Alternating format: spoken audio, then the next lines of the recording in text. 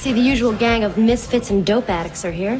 Adam in Orem says, why are we playing the pressure drop in Orem?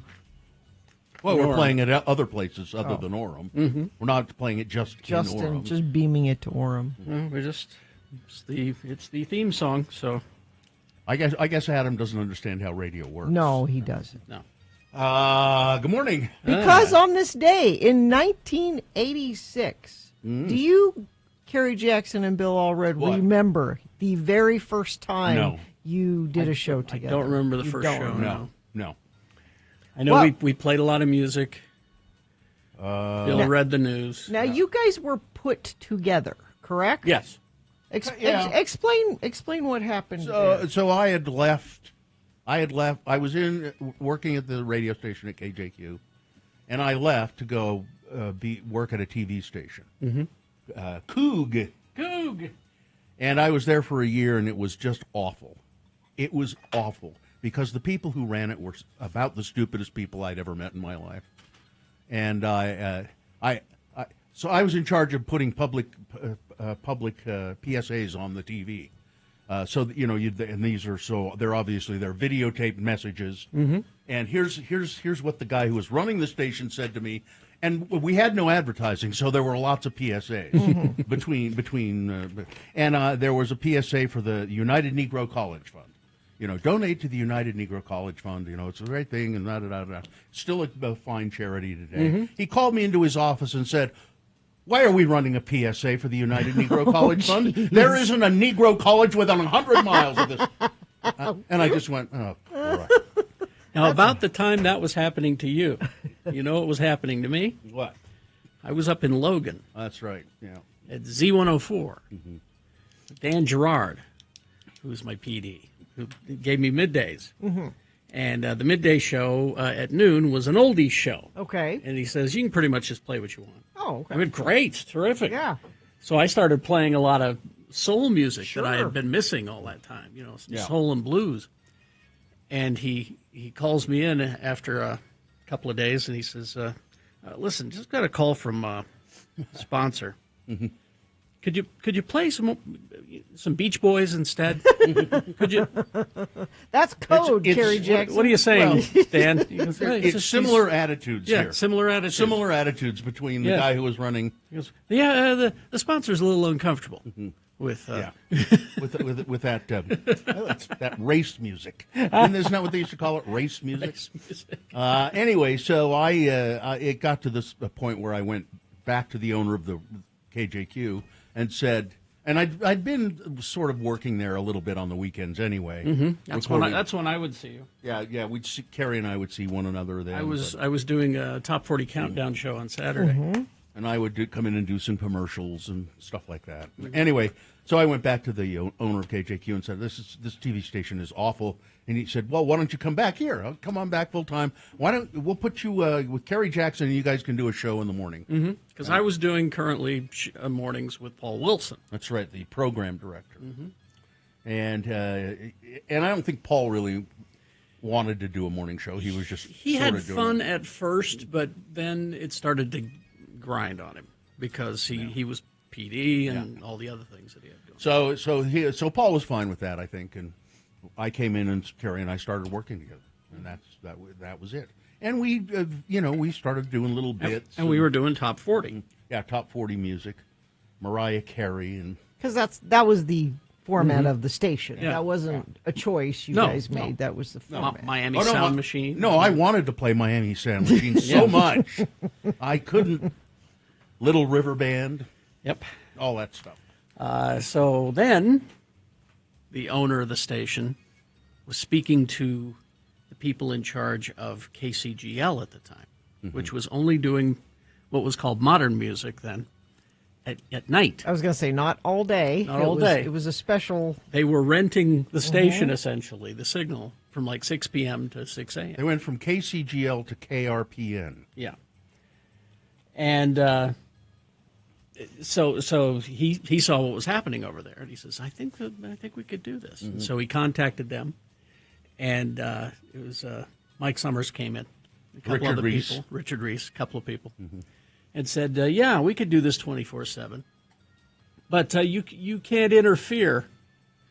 And Tom said, well, okay. We don't want those two guys you got on in the morning now. And you got to fire everybody. Yeah.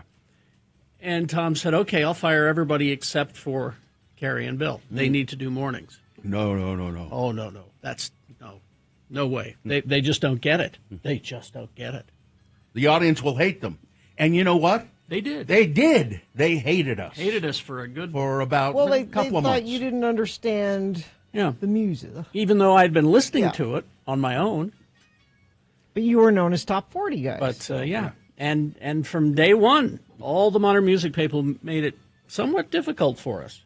The people who worked on the staff did. Yeah, that's what I mean. The audience came around pretty quickly. I mean, they started to like it because they liked the music, and we just, you won them over. We won them over. I don't know. We just grew on them somehow. It was show me what you got. Yeah, and you did, and the rest is history. And there you go. And that was in probably 86. It would be. Well, no, 86 is when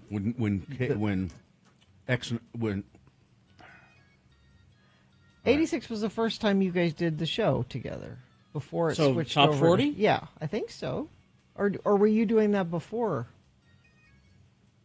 I'm confused. I can't remember the years. Katie, what is this? The 36? Wikipedia says. Well, and Wikipedia's never wrong. Oh, they're pretty good on this. Well, and they, I think, is Atropos, right?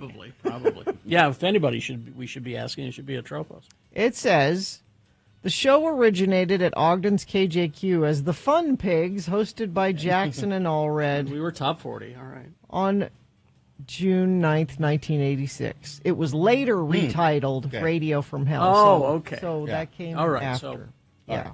So this is 36 years of Carrie and I working together. 39. Oh, 39? Well, then we should play some Miami Sound Machine.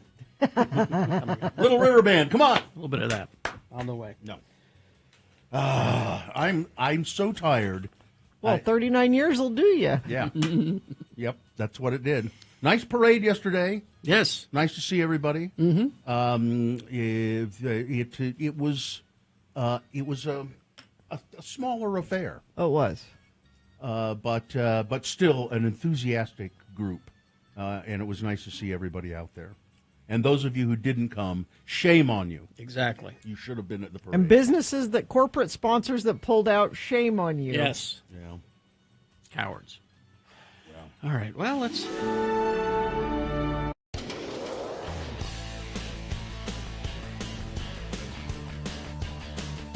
Radio from Hell. All right. I'm feeling every one of those 39 years right now. We'll take a break and then we'll come back and you can check in with us. 877-602-9696. Check in with the Radio from Hell show. We'd like to hear from you in the morning. 877-602-9696. Or you can text us if you prefer, 33986. Missed.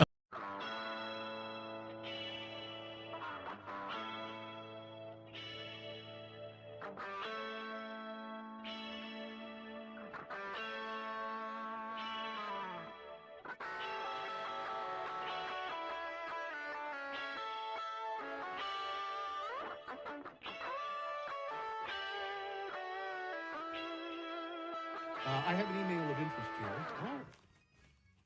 It's concerns the Mandela effect, which we were talking about, I think, on Monday. Mm-hmm. Oh, hang on. It's emails of interest.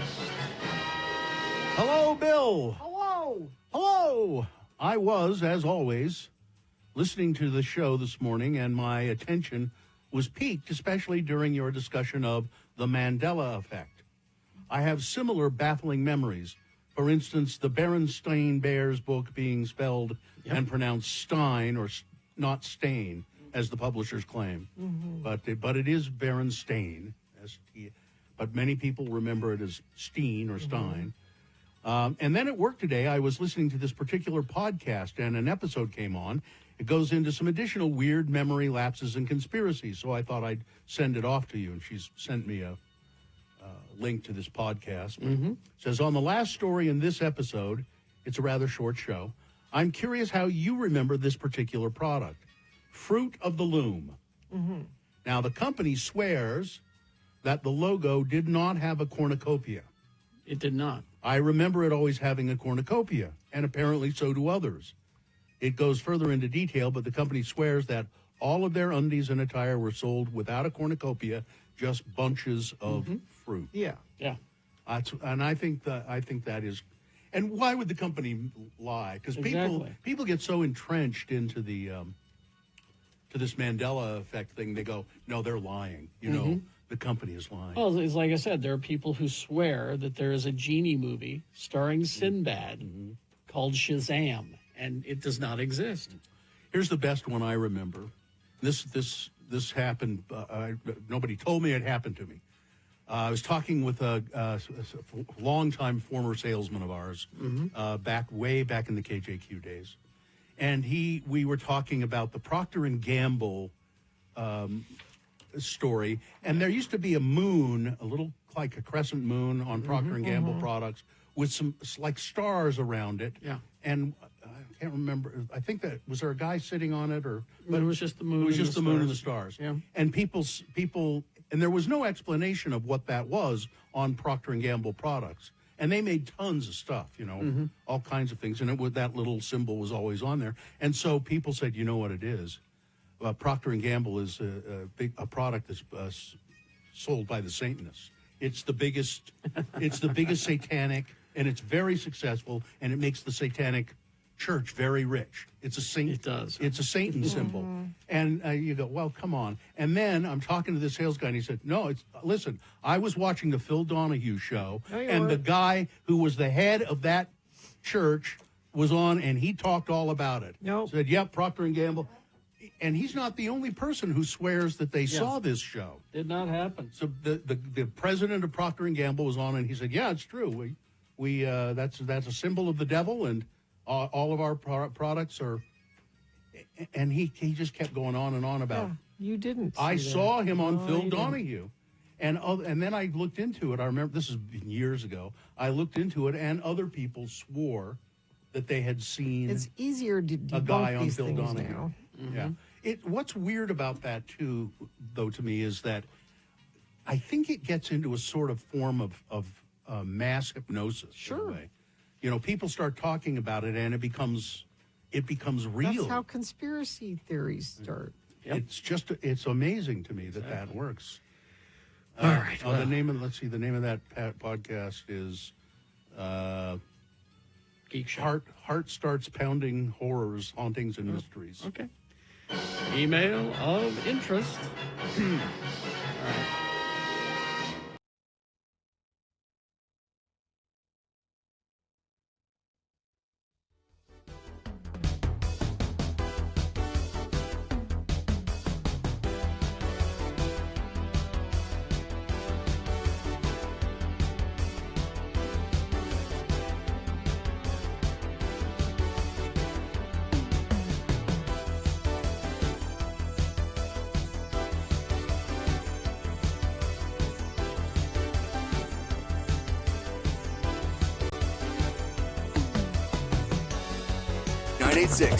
All right, 6:20. Let's get this over with. Yeah, I think we ought to. If you want to check in with us, you can. 877-602-9696 is the number. You can also text us 33986. Do we have a sponsor? Jerry Seiner Cadillac. Celebrate their new location with an incredible buying experience for your dream car. Come in today and experience the Seiner difference. I want a Cadillac.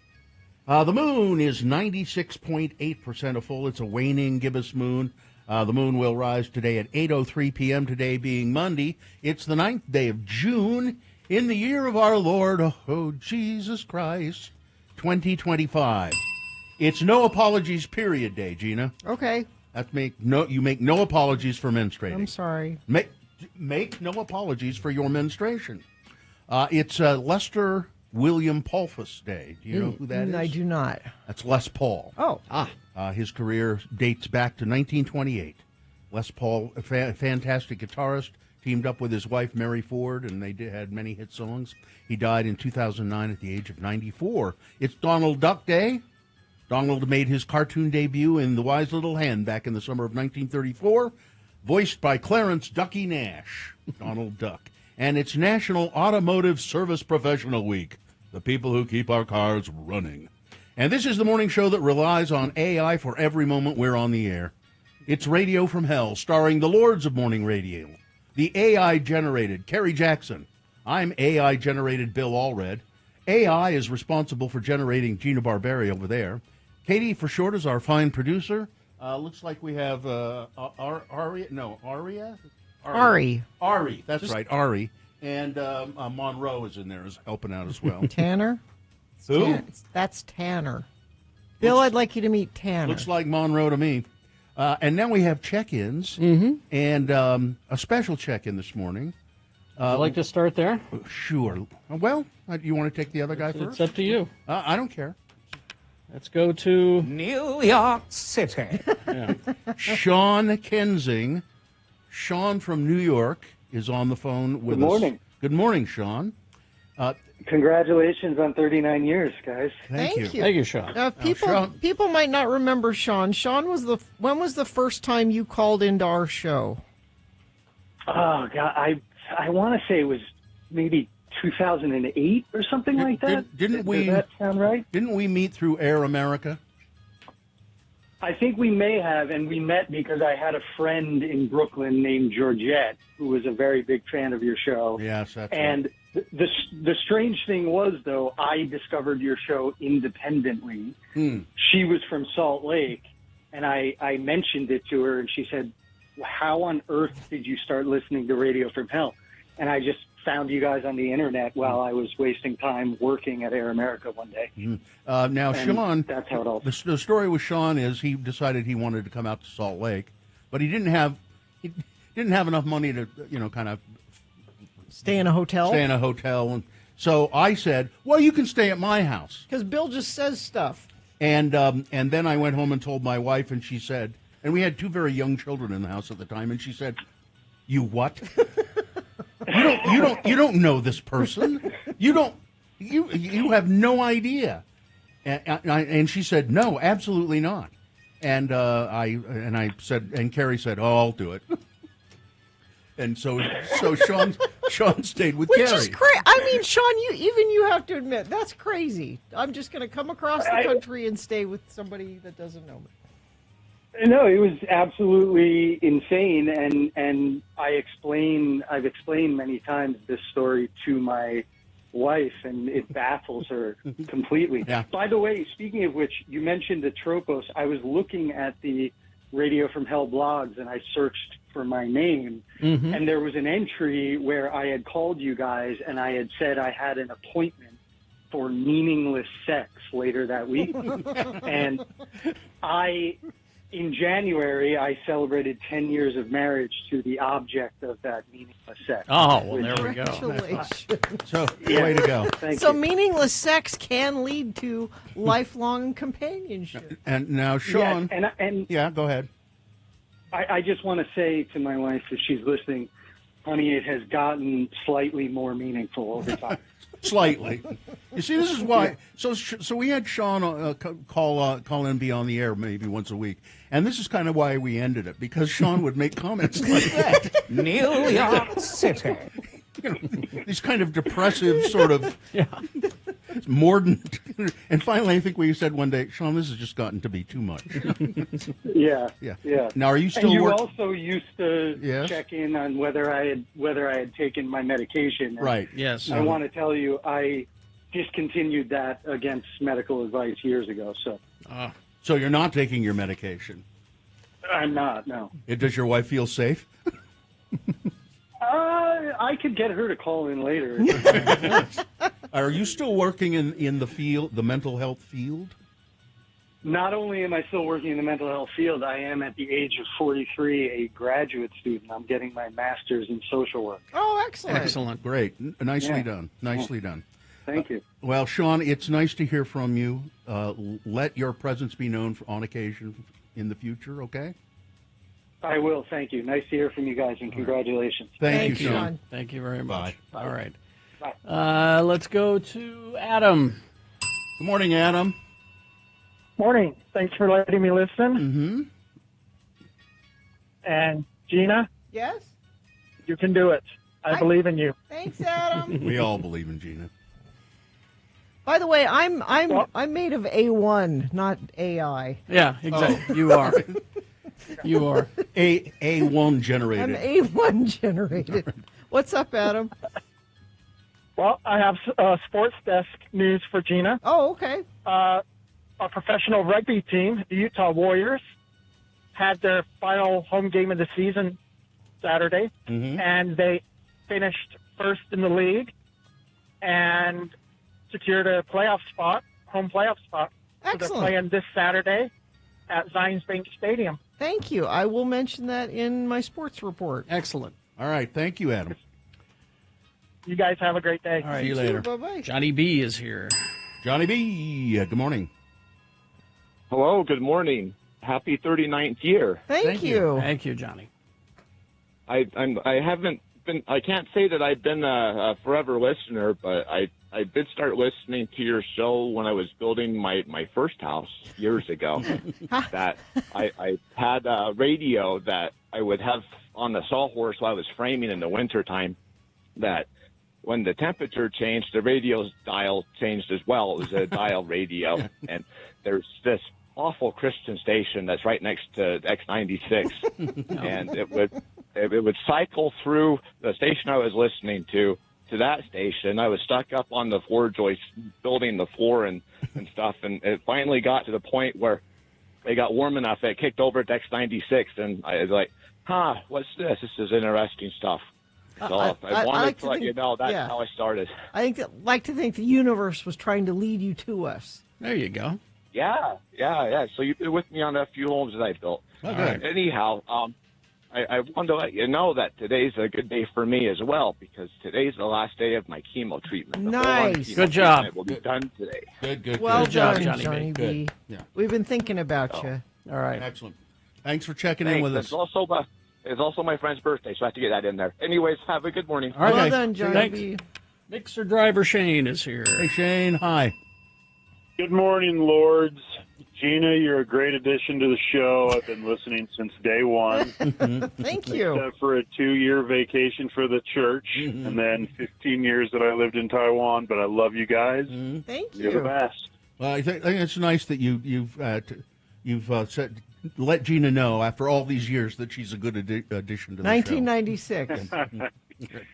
She is a great addition. show. All right. Thanks, Shane. Thanks, Shane. Enjoy. Bye. All right. Thank you. Yeah, a lot of text check-ins. We're out of time, though. So, sorry about that.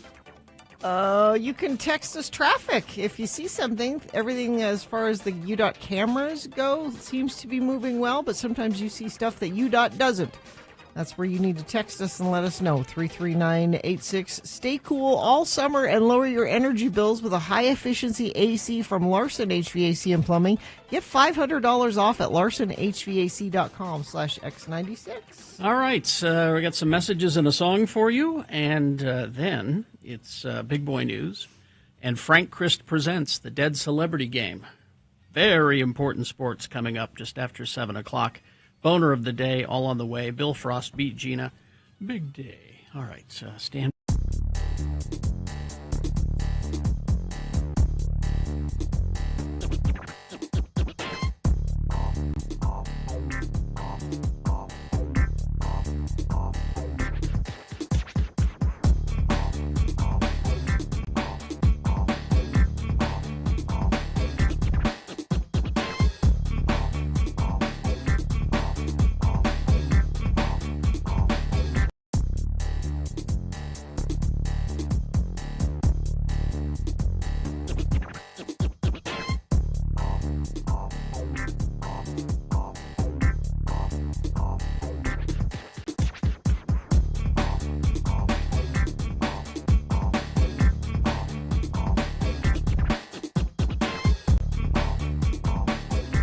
We've had Katie's dog Vax here in the studio all morning. You haven't heard a peep out of him. No, that's because he's drugged. That too, yeah. But he's just sleeping.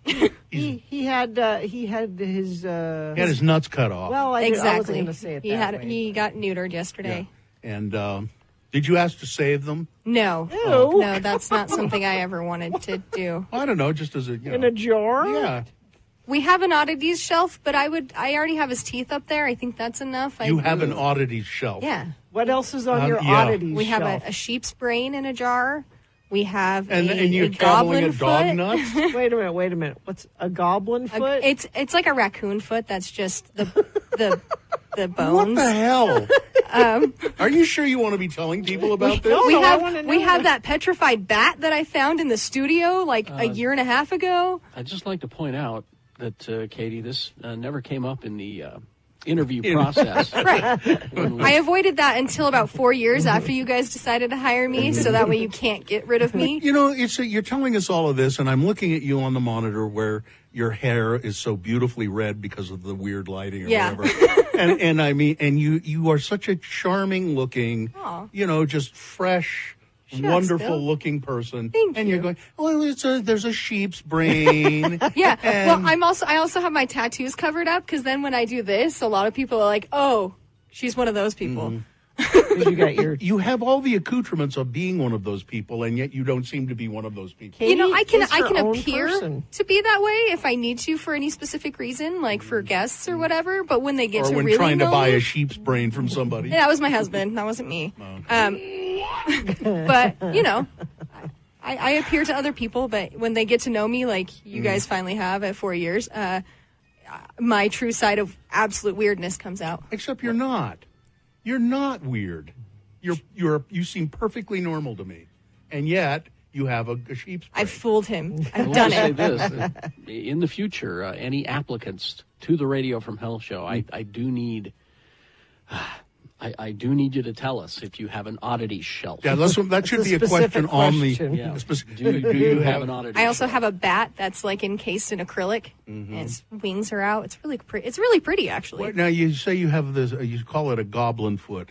It's like a raccoon foot skeleton thing in a jar. Why do you call it a goblin foot? Because it looks terribly creepy, like a goblin foot. It is. It's a raccoon foot, but it's fun to think of Yeah. it as a goblin. Yeah. I want to see a picture of it. Okay, I'll take a picture of the oddity shelf for okay. you. I 'cause do not want you to invite me to your apartment. That's okay. That wasn't a plan. My apartment's Okay. small. Good. If I know anything about the world today, though, if you were to present this goblin foot to the internet, it would be seen as true Correct. by at least 100,000 people. Correct. Just like Bigfoot's foot imprints that they make and sell. See, the goblins are real. See, she's got a goblin's foot right there. Don't believe it? Do your research. Right there. Do your own research. There's also beautiful bugs and like moths that we have encased. Yeah. Well, I mean, I've had stuff like that. I mean, I had a beetle, a big beetle. Like one of those carapace. rhino beetles or something? And We've got one of those. I think it creeped my wife out and she threw it away. Oh, they're gorgeous. I I said, have a where whole did my thing. beetle go? I have a whole display that I bought for my husband for Christmas years ago, and it's really cool. It's got a stick bug in it. It's crazy. I had a weird little guy. I had a keychain, which was an alligator's head. Oh, my friend had a little alligator head when I was growing Again, up. I don't know what became of that either. And I had a cane that was a bull's penis. Okay. And you're calling me weird. Yeah, now that I think about it. Yeah. Yeah, my I don't know what became of my bull penis cane either. Well, Girl, are you? Have you no shame? My That's my ex. sign off, by the way. I don't know what became of my bull penis cane. My ex-wife's grandfather had a custom slaughterhouse in Shelley, Idaho, and as a sideline, one of the things he did was make these canes. And I've talked about it on the radio before, and somebody said, "Yeah, you're not lying. I've seen them." And they sort of, it's like a big piece of jerky, but they make it into a cane, and he'd sell them on the side. I'm sure dogs loved it. Yeah, it's I don't. Yeah, they do. Yeah. I also have like replica dinosaur teeth and a Replica dinosaur. I do have a piece of an actual fossil from a Triceratops frill because I love Triceratopses. So those are some of my other oddities that I'm super proud of. And then you have another whole shelf area dedicated to plants. Oh, that's the whole kitchen. It is. If you go to my Instagram, it is full of all of my all of my plant updates, and it's What's your Instagram? Tell her. Captain CAPT_Katie CAITY. You can go check out that, and I love my plants, and there will be more. You don't have room to move around, do you? Not in the kitchen, but it works. I like being surrounded. It's so green in the kitchen. It's great.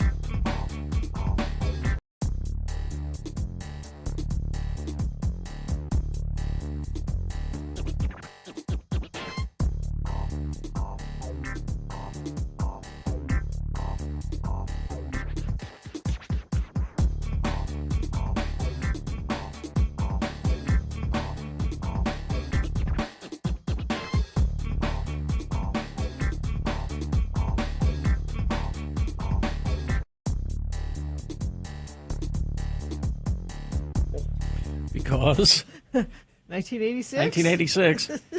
I think that was probably the last time Gina heard it. Yeah. I love that. Models is the name of the band. That was their only hit. Their only hit. Out of mind, out of sight. They had a big string of hit. Yep. Thank you for that. All right. There you go. Let's see. It's time for some big boy news and opinioendo. Right after that, it's Frank Christ Presents They're Fine. They're Just Fine, the Dead Celebrity Game. He's looming behind you right now, Carrie. Oh, that's not him. That's a balloon. That's just an... It is balloon? It is balloon. Anyway, yes, 4 celebrity names. 3 of those celebrities are just fine. One of them is dead. If you pick the dead one correctly, you're going to win... Mumford & Sons tickets. Nice. Mumford & Sons tickets. I'm afraid I'm going to be dead before the end of the show. All right, here's the reason. Yeah. I went to the ice machine, and somebody thought it would be a good idea to put a bag in there and cover it with ice, a bag that had some popsicles in it or something. And there's print that kind of came off the bag into the ice machine. But I got the ice anyway and started, and I'm drinking it, and it that tastes, wasn't smart. And I don't know, it tastes kind of funny. Yeah, I wouldn't. But I need the water. You don't have to have ice to have water. I do. Anyway, Mumford & Son tickets, 877-602-9696. Line up to play Frank Christ Presents. Right after this, Big Boy News and Opinioendo brought to you by... Summer Showdown continues this weekend with Friday the 13th, Part 3 in 3D with 3D glasses provided. Excellent.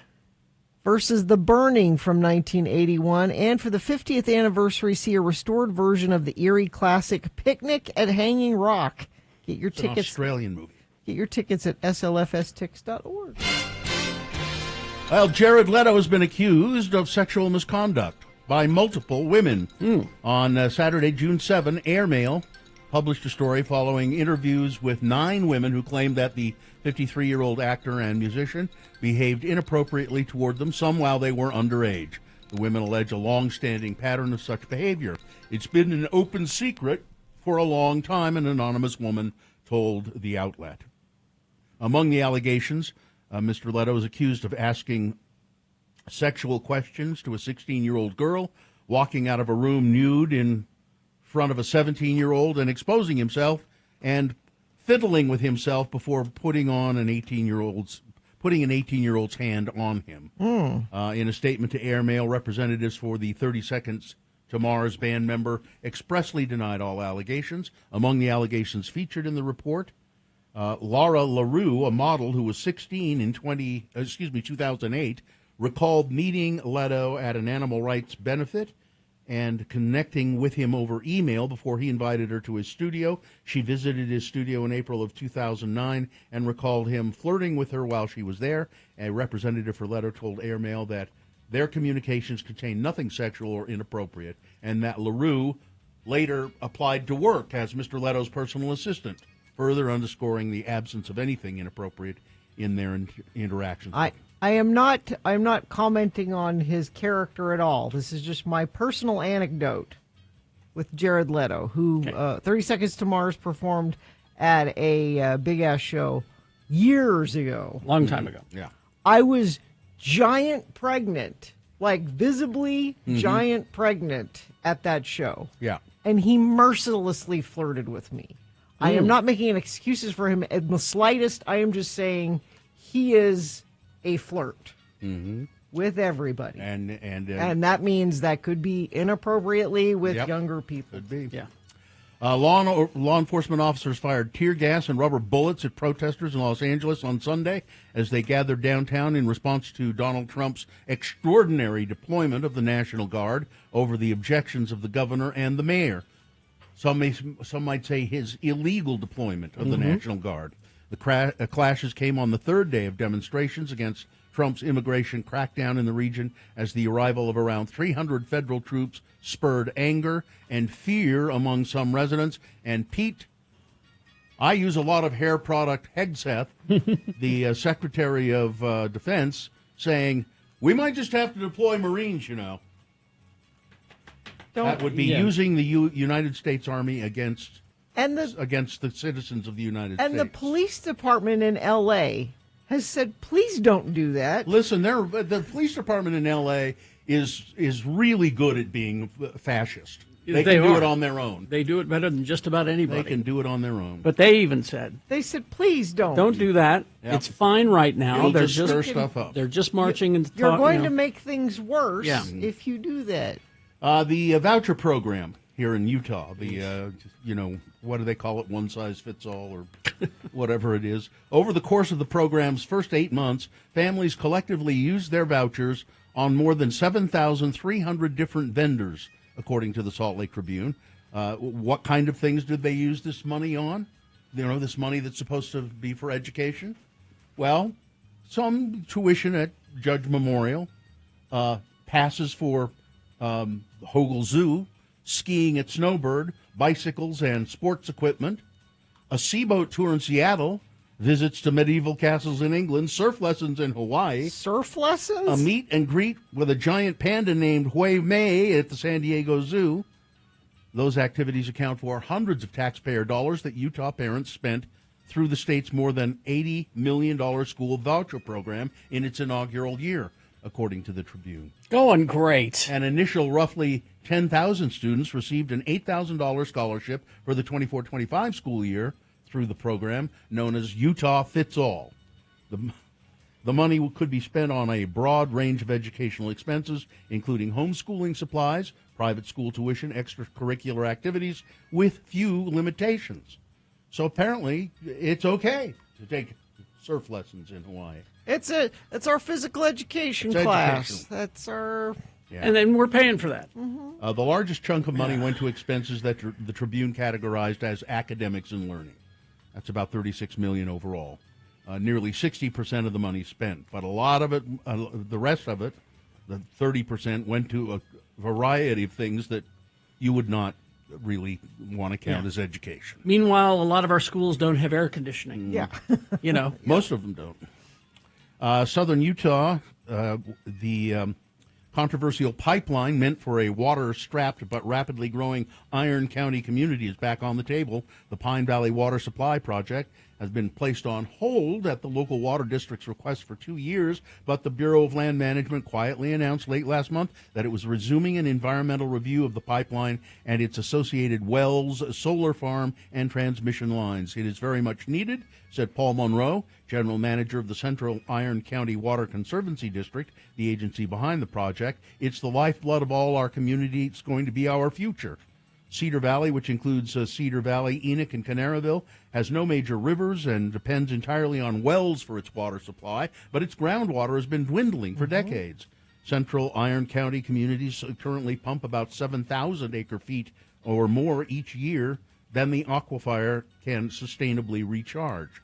So they got to get the water from somewhere. Let's run a pipeline from, where do they want to run it to? From Lake Powell? Is that where they want it? Oh, there's tons of water there. Oh man, it's they're desperate for water, that's for sure. And the Trump administration, I saw this in the New York Times yesterday, has on Friday greenlighted the expansion of a scandal-hit underground coal mine in Montana, one of the nation's largest coal mines, cutting short a federal environmental review and putting into action a key element of Trump's plan to revive America's coal industry. Oh, but it's the clean coal bill. They clean the coal now. Listen to this. In the past, the mine has been embroiled in allegations involving bribery, cocaine trafficking, firearms violations, and the faked kidnapping of an executive. Just another day in the Trump administration. The administration's decision would extend the life of the Bull Mountain coal mine, which employs about 250 people outside Billings, by 9 years, the Interior Department said. It would allow the mine's operator, Signal Peak Energy, to mine nearly 60 million tons of coal, mostly for export to Asia. Let's see. Ralph Menzies, you know who that is? Been on death row for Ralph Leroy Menzies, condemned killer.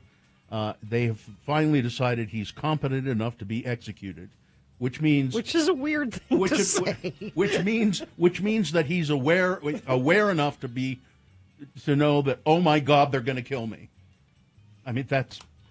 How long has he been? Let's see. Ruling handed down late Friday, 3rd District Court Judge Matthew Bates declared that while Menzies has dementia, he's competent enough to understand that they're going to shoot him. They're going to shoot him? Or give him a lethal injection. Having considered the evidence presented at the hearing and the arguments of the parties, the court concludes that Mr. Menzies has not shown by a preponderance of the evidence that he is incompetent to be executed. Congratulations, you're competent to be executed. Let's see, how long has he been on death row? Do you know, Ed, offhand? 40 years? Something like 40 years, yeah. And congratulations to Ralph Menzies. Let's see. A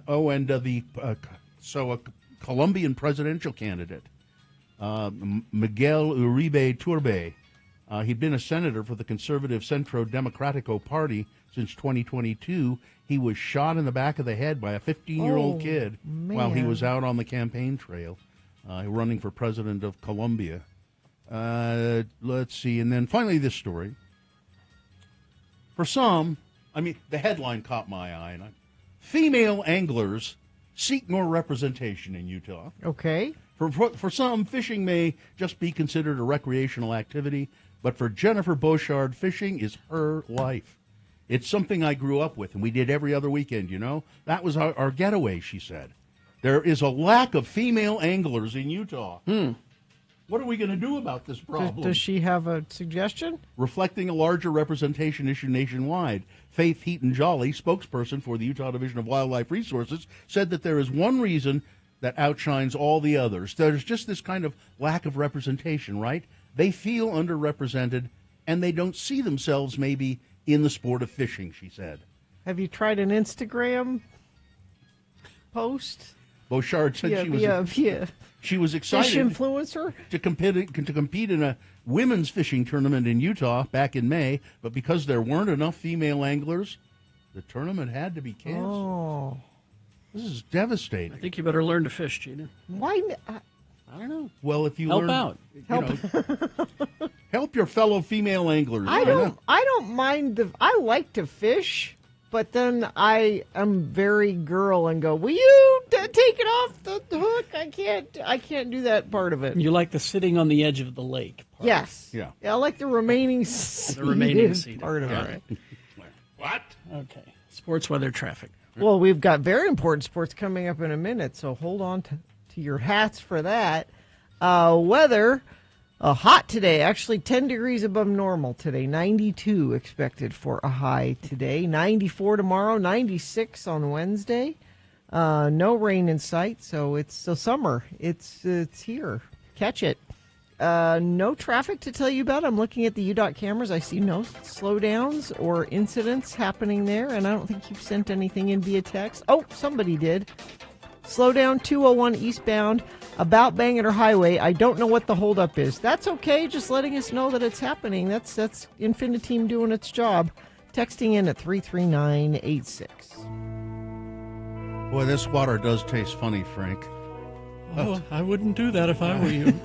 Yeah, I better. You got a bad feeling about this? Yeah. Frank Chris has joined us here in the studio. Hello, everyone. Hi, Frank. Frank, we are. We just had a story about fishing. Do you ever do any fishing when you were a mortal? When I was a mortal? Oh, no. No? No, I was a Hollywood boy. You were kind of fancy, weren't you? I was slightly fancy. I was on the edge of fancy. That's good. That could be your autobiography. The edge of fancy. Fancy that. More like the edge of the roof of the Roosevelt Hotel. Oh. That's the story of how Frank became the grim reaper of celebrity souls. Yes. Frank is, as you would expect a reaper to be, he's a skeleton. He wears the robe, he has a scythe, he has the hood, and there's sort of an update, though. He has an electric scooter, and he likes... Well, I don't like horses. Well, I know, and you like the environment. Yes.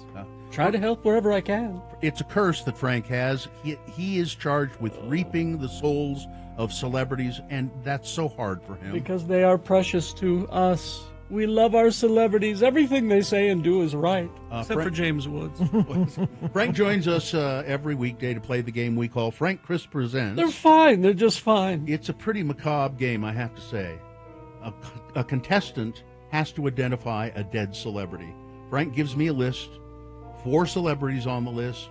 3 of those celebrities... Well, they're just fine. But one of them... Oh. One of them has passed, and when that celebrity passed, Frank went to the scene, gathered the soul of this celebrity, and took him off to, or her off to the distribution center. Do we have a contestant? Chris is here. Chris, good morning. How are you? I'm fine. I'm just fine. That's good to know, Chris. Chris, if you can successfully identify the dead celebrity on this list of 4, you will win a prize, which is what, Gina? Mumford & Sons coming to town with Good Neighbors June 14th to Utah First Credit Union Amphitheater. All right, you ready to go, Chris?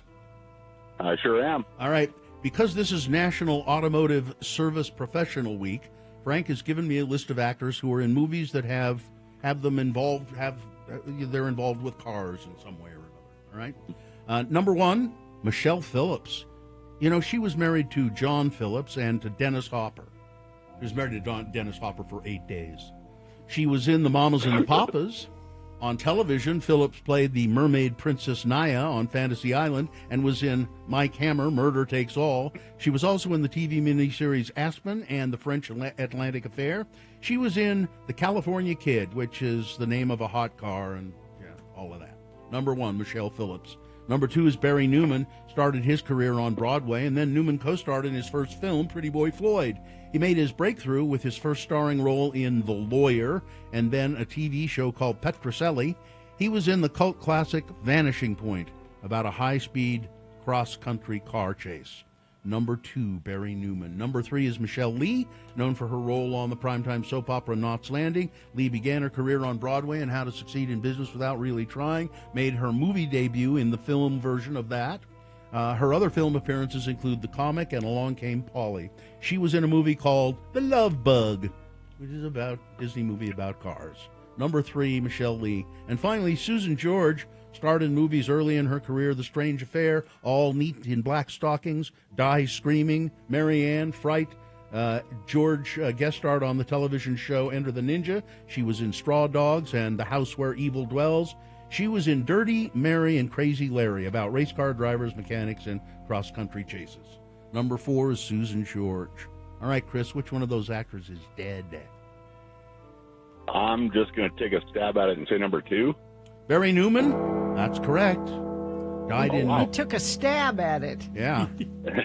He died in 2023 at the age of 92. 92, too soon. And Vanishing Point is a terrific movie. If you ever get a chance to see it. All right, congratulations, Chris. You've won the tickets to see Mumford & Sons. Now all you have to do is say thank you, and we'll put you on hold. Thank you very much. You're welcome very much. Goodbye, Chris. Hang on. Goodbye.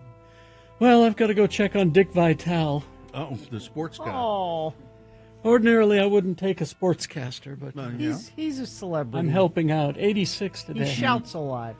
Aaron Sorkin, 64. We're going to do a talk and walk in the hallway. Rapid one.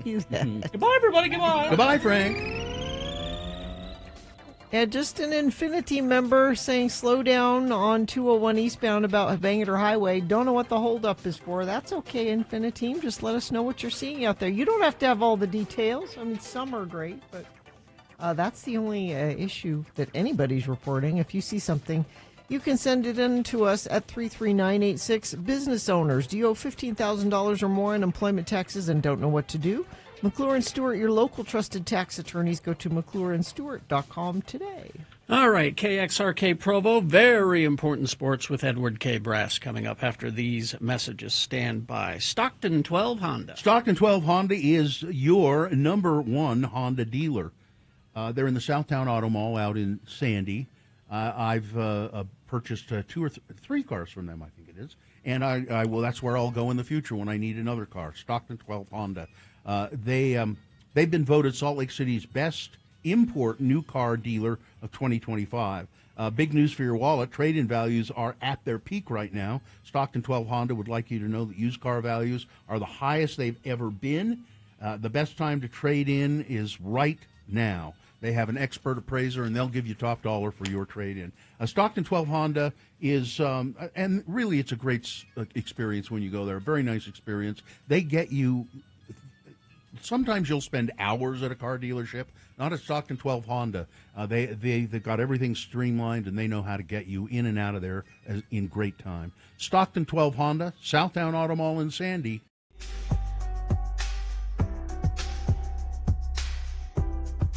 Anyway, so Pride yesterday, and we still haven't determined really how many years we've done this parade.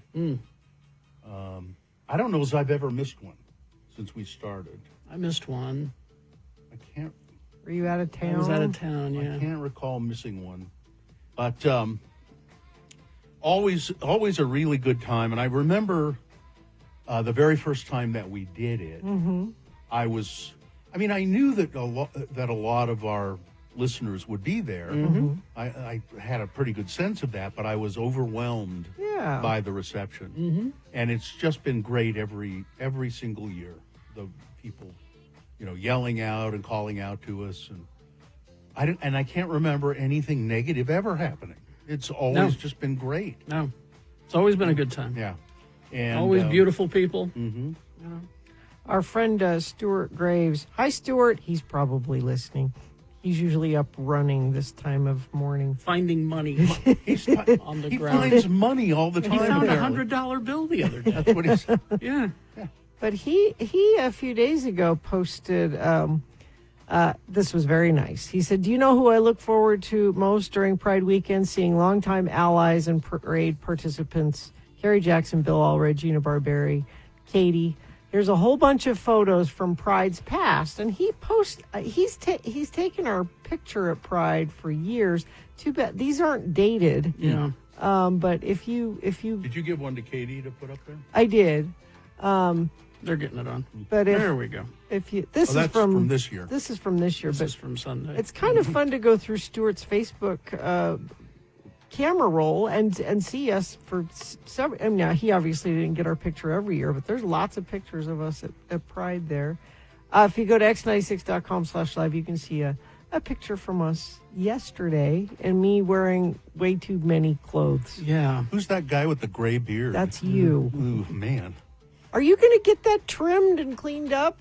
I don't know. I thought you were saying you needed some beard grooming. I need some grooming in general. Head to toe grooming. I've got crevices that need to be cleaned out. You should have went over to the Utah Bears float and asked for some advice. Oh, did you get a look at those guys? I'm not going to ask them. For grooming advice?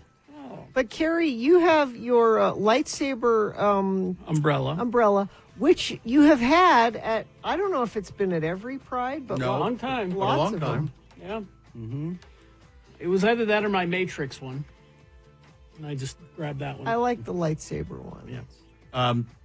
But terrific, and it's always fun to just be, you end up waiting a long time before you start out, and so people come up and chat, and we see people that we haven't seen for a long time, and it's really great. Did you really go over to the hotel? Yeah. Yeah. That's not. Tell everybody what you did. By the way, this is like what I mean. 10 did you go check out the bar? It wasn't open. It wasn't open. No, it's a lovely bar. It's too early. Oh. You would have really gone and gotten a drink at 10 o'clock in the morning. Yeah. I would have gone he's not driving. A gin and tonic. Sure, why not? I mean, I picked you up. You weren't. Yeah, I would have gone a morning gin and tonic. He's not driving. It was hot, and it was getting to be 11. I've done that. I don't know why it feels different at the St. Patrick's Day parade when we have coffee and they put a little splash of Irish whiskey in the coffee. Why that seems different than just going over to the bar and getting a gin and tonic at 10 in the morning. Well, I couldn't because it's not open until 11. But you wanted it. Yeah, sure. I thought, I'll just go check and see. The inside of the hotel, that's the Hyatt Regency. Really, very nice. Really nice. Huge lobby. I mean, it's enormous. Oh, no, we missed this. Steph said there was a pop-up bar in front of the Salt Palace. Really? Yeah. We missed that. Yeah, I think somebody's mentioned that to me, but by that time I didn't want to walk down there. So. Well, I just would get too sleepy. To me, it wakes me up. It wakes you up. It's an eye opener. But terrific people, thank you so much. I have a bone to pick with the Pride organizer.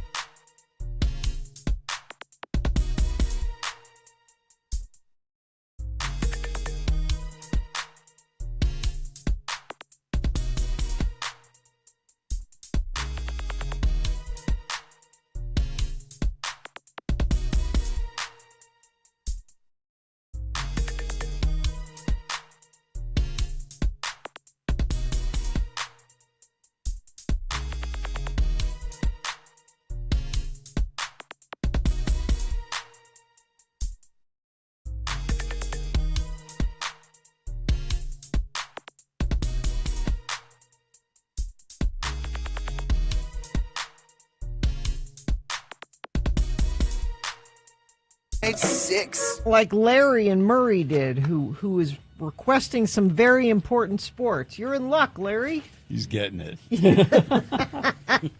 Is this sponsored? Don't pay for tires and oil changes ever again. Get tires and oil changes for life with every new and used Mazda purchase from Bountiful Mazda. See Bountiful Mazda today for details. Well, here he is, attorney at law. Part-time attorney at law and part-time sportscaster. Full-time. I know you'd like that would be the life, wouldn't it? Sure. Yeah. It's Mr. Amy Donaldson, or Edward K. Brass, if you prefer, and he's here to give us the sports. Yeah, I'm here to welcome you to the 39th birthday of Radio from Hell edition of Very Important Sports. Congratulations. What a beautiful job Katie's done decorating the studio. Mm-hmm. It seems like only yesterday I was sneaking a transistor radio into Mrs. Little's first grade class to listen to. Really? Yeah. To Pittsburgh listener and Prano's Bakery best friend Mauricio Paez and San Antonio voice of sanity Raul Montemayor, there is Formula One news. This week's race is in Montreal, the French-speaking heart of the 51st state. Look for the Aussie Oscar Piastri to continue his win streak. Oscar learned to drive as one of the war boys. He will ride eternal, shiny, and chrome. Feuds, sports feuds. Simone Biles, owner of 11 Olympic medals, America's finest gymnast ever, called out Fox contributor Riley Gaines for attacking the trans community inclusion over this weekend. Ms. Gaines' highest, she's parlayed this into a multi-million-dollar career. Yeah. Her highest finish nationally ever was 5th place in one 200-meter finals in the NCAA. And she tied a trans woman and makes her career out of that. That means she was beaten by 4 women. And so, very important sports sides with Simone Biles. Of course. Yeah, she's a horrible person. In the NFL, she's made money off hate, which is just exactly what we don't need today. In the NFL, Aaron Rodgers signed a 1-year deal to play quarterback for the Pittsburgh Steelers. Goodbye, Steelers. They're going to pay him $13.65 million. 10 of that is guaranteed. Incentives up to $19 million. He's shot. The Steelers won't be in the playoffs. Will he start for them, I guess? And that's what they say. I mean, that's the reason they went after him. They have a rookie from Ohio State that they're grooming for the future, but he's an unknown quantity at this point. In the NCAA, the death of college football happened this weekend as well. The NCAA settled 3 antitrust suits by agreeing to pay past Division I athletes going back to 2016 $2.8 billion. They're also going to allow schools to pay up to $20.5 million per year to their athletes. And that's in addition to the money that's already being furnished to the athletes from name, license, and image money. The result is that there's going to be a consolidation of power in the richest schools. You won't see... You're going to lose programs in a lot of schools. You're going to lose a lot of programs. You won't see Appalachian State beating Michigan anymore. There just aren't going to be the upsets. There'll be 2 or 3 conferences, and that's it, which is unfortunate. I think that might hurt local football as well. In tennis, at the French Open, number 2, Coco Gauff defeated number 1, Miss Sabalenka. I'm not going to try and pronounce her first name, of Belarus. 6-7, 6-2, 6-4. Ms. Sabalenka whined afterwards that she didn't, that Ms. Gauff didn't win, that Ms. Sabalenka lost through her poor play. She played horribly. Yes. But... Yeah. Did you see the difference in their sizes? That Ms. Sabalenka is 6 foot, 180. She's a man, isn't she? Yeah. There they go, competing against those men again. Yeah. That's the reason why. Yeah. But she got beaten anyway. So in the men's half, Carlos Alcaraz of Spain defeated Yannick Sinner of Italy 4-6, 6-7, 6-4, 7-6, 7-6. It's his second straight French Open win. Alcaraz was down 5-3 and 0-40 in the 4 sets. So 1 more point, and Sinner wins the match. And instead, Alcaraz came all the way back from losing, rallied to win in 5 hours and 29 minutes. Can you imagine playing tennis for 5 hours and 29 minutes, especially at that level? In the National Hockey League, the Stanley Cup Final is ongoing. The Edmonton Oilers and Florida Panthers play tonight in Florida. The series is tied 1-1. And it's been forever since a Canadian team has won the Stanley Cup. 30 years. Yeah. It's been 30 years. Yeah, 30 years. But as we talked about last week in your absence, everyone on the roster is Canadian except for the ones that are Russians. So, in the NBA, the Indiana Pacers and the Oklahoma City Thunder, in a matchup that everyone has wanted, are tied at 1 game apiece after 2 games. Oklahoma City won last night, won 23-107. Next game is on Wednesday. They've got that spread out over the next couple weeks so that it'll run into training camp for the NBA. In football, RSL had a bye. They next play DC United Saturday at the America First Field. In the UEFA Nations League, France 2, Deutschland 0. Portugal defeated Spain on penalties. So Portugal has the best club in Europe. 40-year-old Cristiano Ronaldo scored a goal. The World Cup in the United States is in jeopardy. The travel ban impact on what's going to happen with the World Cup. Not just World Cup, but Olympics. And so these people who play for teams that come from any of the travel ban countries can't play. Their teams can't play if one of their nations qualifies. Same thing goes for the Olympics, and it looks like FIFA is trying to figure a way to back out of having the World Cup in the United States. As I understand it, there are sites that are going to be in Mexico and Canada, and maybe they can just have all the games there if that's what continues to happen. But And that's a lot of money. Like, if you want to look at it that way, we would be... It's a ton of money. Yeah. And people come from all over the world Yep. to see that. But not only that, it's the highest soccer competition in the world. It only happens every 4 years. We managed to have it, and people here who love soccer are going to miss out if What that's city what is it happens. supposed to be in? It's all over the U.S. So I mean, I'm sure that they're going to be warm weather sites. You know, Florida, Texas, California, but it's not in any one city. Okay. Major League Baseball, the American League East, the Yankees are in first place. In Central, it's the Tigers. In the West, it's the Houston Cheaters. In the National League East, it's the Mets. Central is the Cubs. West is the Dodgers. And finally, on this personal note, I hear they're having some kind of big tank parade for the birthday of very important sports on Saturday. Is that right? Yeah. And so if you want to Venmo very important sports, $25, I'll see you get a good seat at the parade. Okay? So, all right. That's it. Thank you, sir. Have Thank a you. lovely day. Happy. Sir. Thank you. All right, traffic data, please. Okay, crash northbound Bangor Highway approaching 41st South in Taylorsville in the new construction configuration. Left lane is blocked. Traffic back to 47th South. Vehicle on fire eastbound I-80 approaching the summit of Parley's Canyon. The right lane and shoulder are blocked. And let me see if anybody sent anything in via text.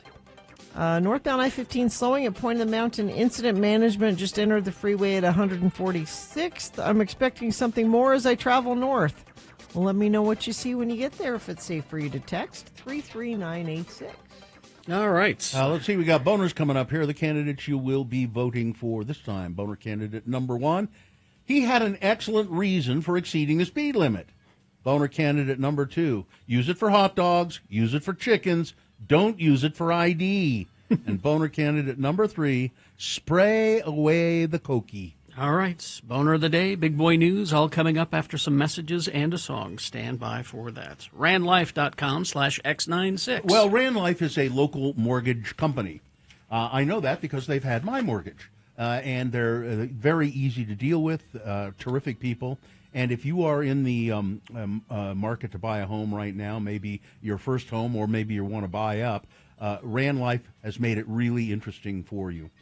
They've slashed their floor rate on a 3-in-1 adjustable rate mortgage to an incredible 3.25% on 5.98% APR. What does that mean? Let them tell you. I'm not going to try. Go to randlife.com/X96. I mean, I can basically tell you that it means you get lower payments up front, whether you're a first-time buyer or making a move. This 3-in-1 adjustable rate mortgage gives you a lot of flexibility and savings to get your dream home right now. So go to X96, or excuse me, it's randlife.com/X96, and they'll tell you all about it.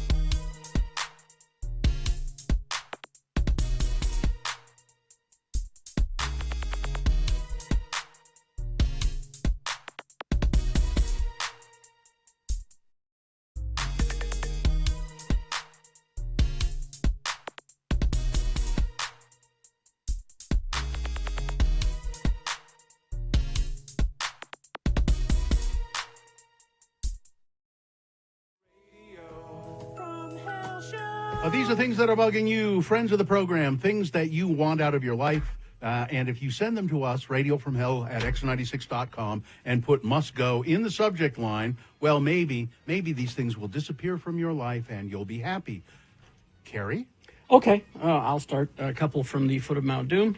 When you're watching a TV series and you have an expectation of how many episodes there are, but you're wrong. So you keep watching the next one thinking, okay, this is the finale, this is the one, but you keep getting sucked wrong. in. Yeah. When you go into when you're in a group chat and you ask a serious question that you need an answer to, but the next person comments in the chat, makes a joke or a comment, has nothing to do with the question, hijacks the comments in the chat, and your question gets forgotten, and now you have to decide, well, do I ask the question again or do I not? Let's see. This one from, let's see. It does not say, so I won't say. Not announcing the opening song of the day must go. You previously said that you would start doing it for the podcast listeners, and yet nothing has been done. I'm sorry. All I heard on Monday to start the show was, that was awful. We need to remember to do that. I'd like to know what was awful. Please provide context. Okay. And this one from Tony. Curtains that smell like retired math teacher. What? It triggers the terrifying memories of pop quizzes. 2, my roommate offering a house guest some coffee in my backyard. Instead of a mug, he used my garden shears to cut the top portion of an energy drink can. Then he tried to fold down the sharp edges so the guest wouldn't cut his lip when taking sips. The guest expressed an odd taste as the coffee mixed with the sugary and metallic residue. This is why we wash the dishes daily, as we aren't camping. 3, not being able to go to Gina's remote over the weekend at the car dealership. Oh, yeah. And finally, the first 20 minutes of the USA National Catan Championship Tournament, live stream from Minneapolis. It was horrible because the sound engineers and AV technicians couldn't set up the microphones of the contestants and commentators properly. It resulted in an unpleasant, continuous loop of audio feedback and overlapping conversations. The tournament organizers need Carrie and Katie to show them what's up because they couldn't use a professional team. Listen, sound problems. All right. Game tournament. Who's next? I'll go next. Listen, I got one of my own. When I was a kid, we had this huge garden. And my father grew lots and lots of green beans, piles of green beans. And I like green beans. But I didn't like when my mother, I didn't like to pick them. And then my mother said, okay, time to snip the green beans, and have to stand there, snipping the little stem ends off of them. I hated that. So I go to the grocery store and I see I can buy a bag of green beans and they're trimmed. Oh, wow. Except about half of them still have the stems on them and I still have to snip it. It has to go. Man, it drives me crazy.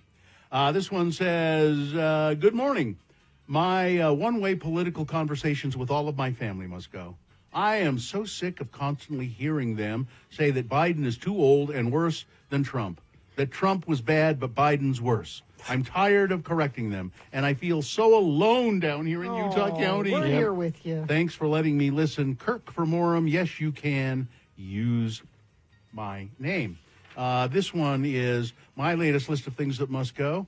When you have a sticker that won't separate from the backing and you end up creasing it trying to get it apart. Oh, yeah. Also, I take front runner into work and walk into the office from the station. Almost every day, some moose knuckle insists on riding their bike down the middle of the sidewalk, despite the fact that there's a large shoulder and a bike lane. Thanks for letting me listen, Geek Shows SA. And Gina, you got this. Thanks. And then this one, finally, the dude at the liquor store that complimented me on my wine choice. Thanks, Jimmy. Asked me where I was going to drink it, and I said, my house. Then he asked if he could come over and help me drink it.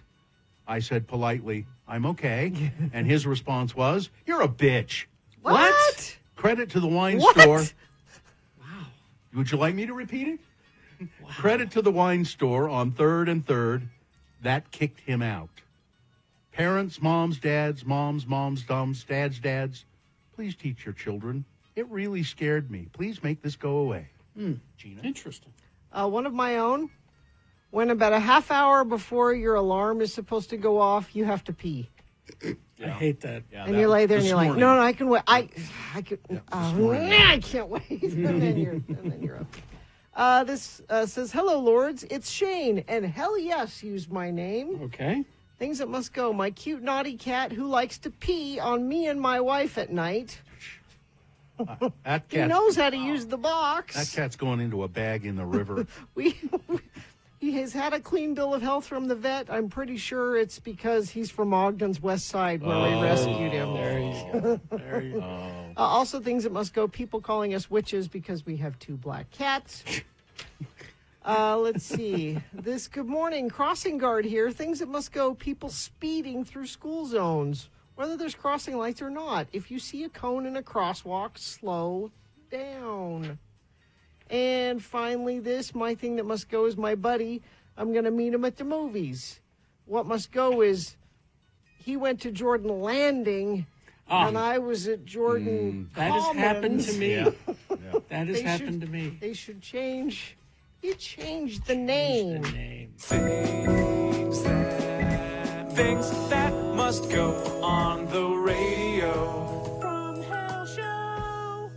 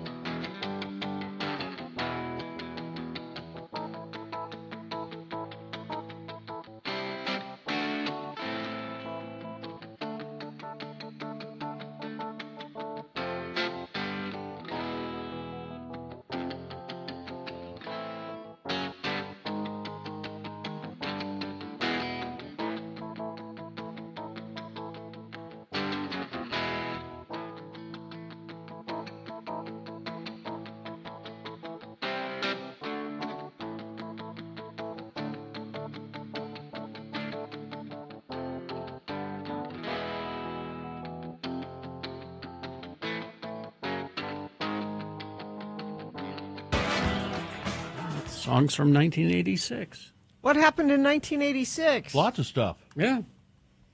And Carrie and I started doing a radio show together. And lots of stuff. 39 years. Yeah. So I switched water. I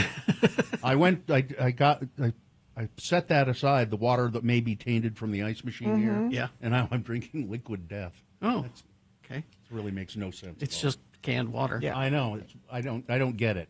This is the first time I've ever bought a can of it because I don't understand what because it's supposed to look tough. It's all the marketing. It's just water. All it is marketing. But it's not going to kill you. The liquid death won't kill you. No. The ice in the ice machine might. Yep. All right.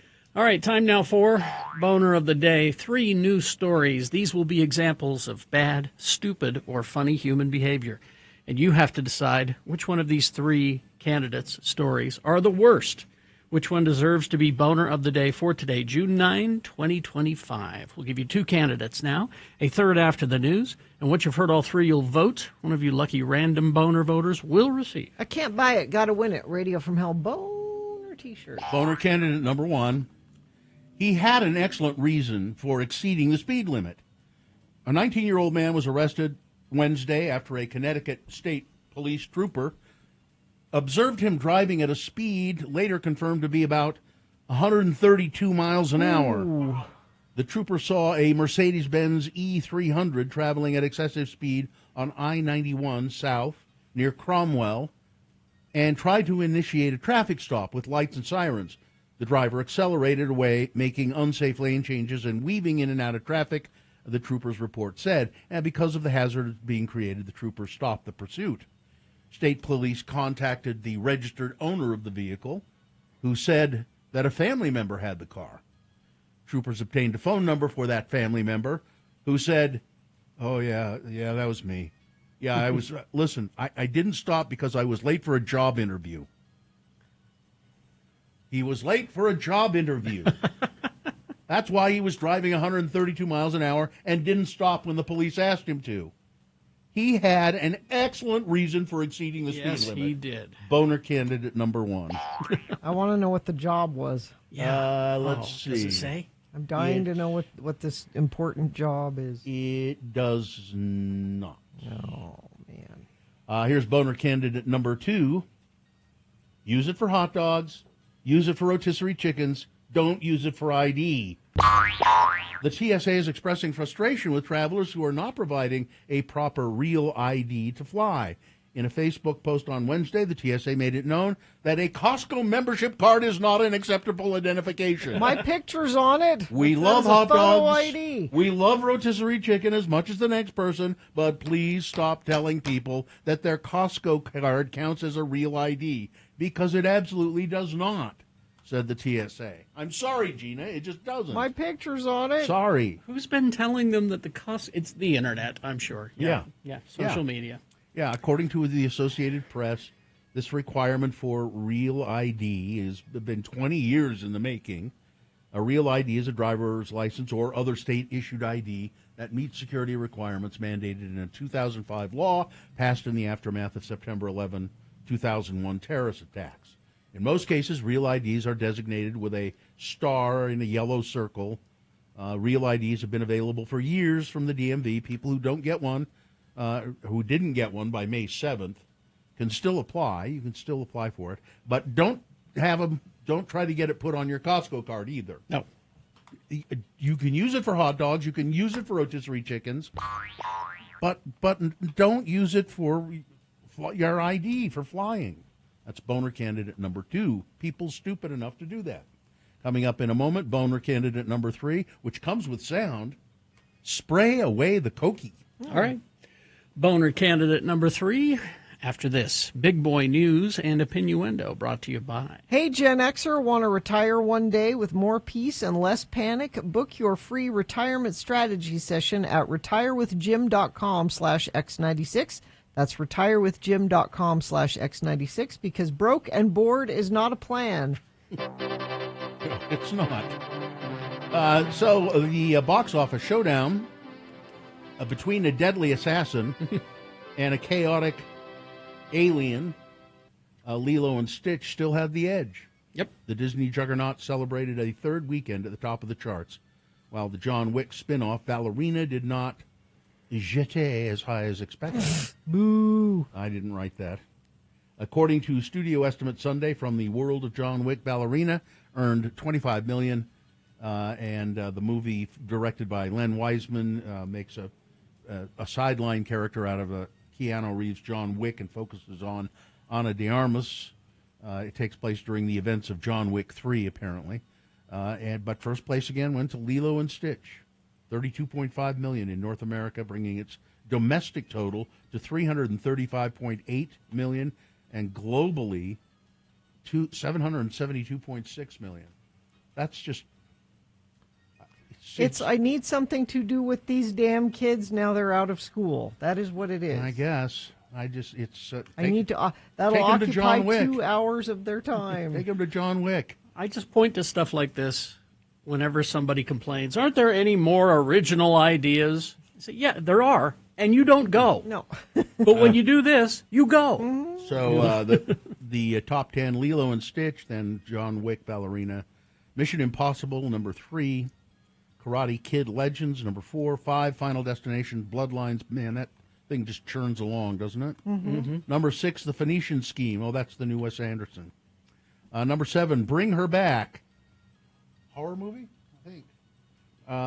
And then number 8, I don't know what this is at all. Dan to Dan, Evil Eye. It's Dan to Dan? It's anime, I think. Oh, that would make sense. Sinners is still in the top 10. And Thunderbolts still in the top 10. There you go. Well, hundreds of Utahns gathered for the Pride Rally on Saturday to march for LGBTQ plus rights. Around 700 people cheered and marched from the Utah State Capitol to Washington Square. carrying a giant pride flag. It's my favorite day of the year, said Eli Archer, a Lehigh resident who attended the rally. Pride is something that Archer always gets excited for. I realize that it's okay to be who I am, especially growing up in Utah and growing up in an area where sometimes it's not very accepted to be gay or a part of this community, said Mr. Archer, who identifies as pansexual. People showed up in droves, all while Utah passed anti-trans laws that affect things including health care, access to facilities, school sports, housing.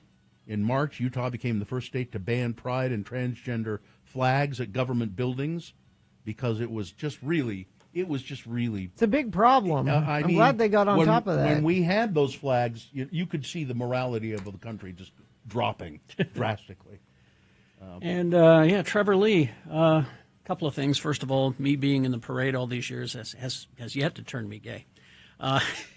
Yes. But as a matter of fact, it's the opposite. It's I look at the people there and I go, no, I'm straight. Nope, this is confirming where I'm at. But Trevor said, what was it? He said it's not very popular here. I wish you'd have been there. Yeah. The parade, the whole pride situation. It's not very popular here. It's one of the biggest celebrations in the nation, Trevor. The annual Pride Parade through downtown Salt Lake was very well attended this year. Not as big as last year, but I think that's a large part due to a lot of corporate sponsors pulling out. Yeah, Gina and I were talking about that after the parade, and why there seem to be fewer people, and I think that is it. Like a big corporation, they come and be in the parade. Well, then all their workers come and their families come, and that swells the number of people along the parade route. But when a bunch of I don't think it's an pulling indication of how popular it is. I think it's an indication of the climate that we're living in right now. Trump's administration has not formally recognized Pride Month this year, but he doubled down on LGBTQ plus related actions. Some advocates deem hostile, even as one of the world's largest Pride celebrations takes place in Washington, D.C.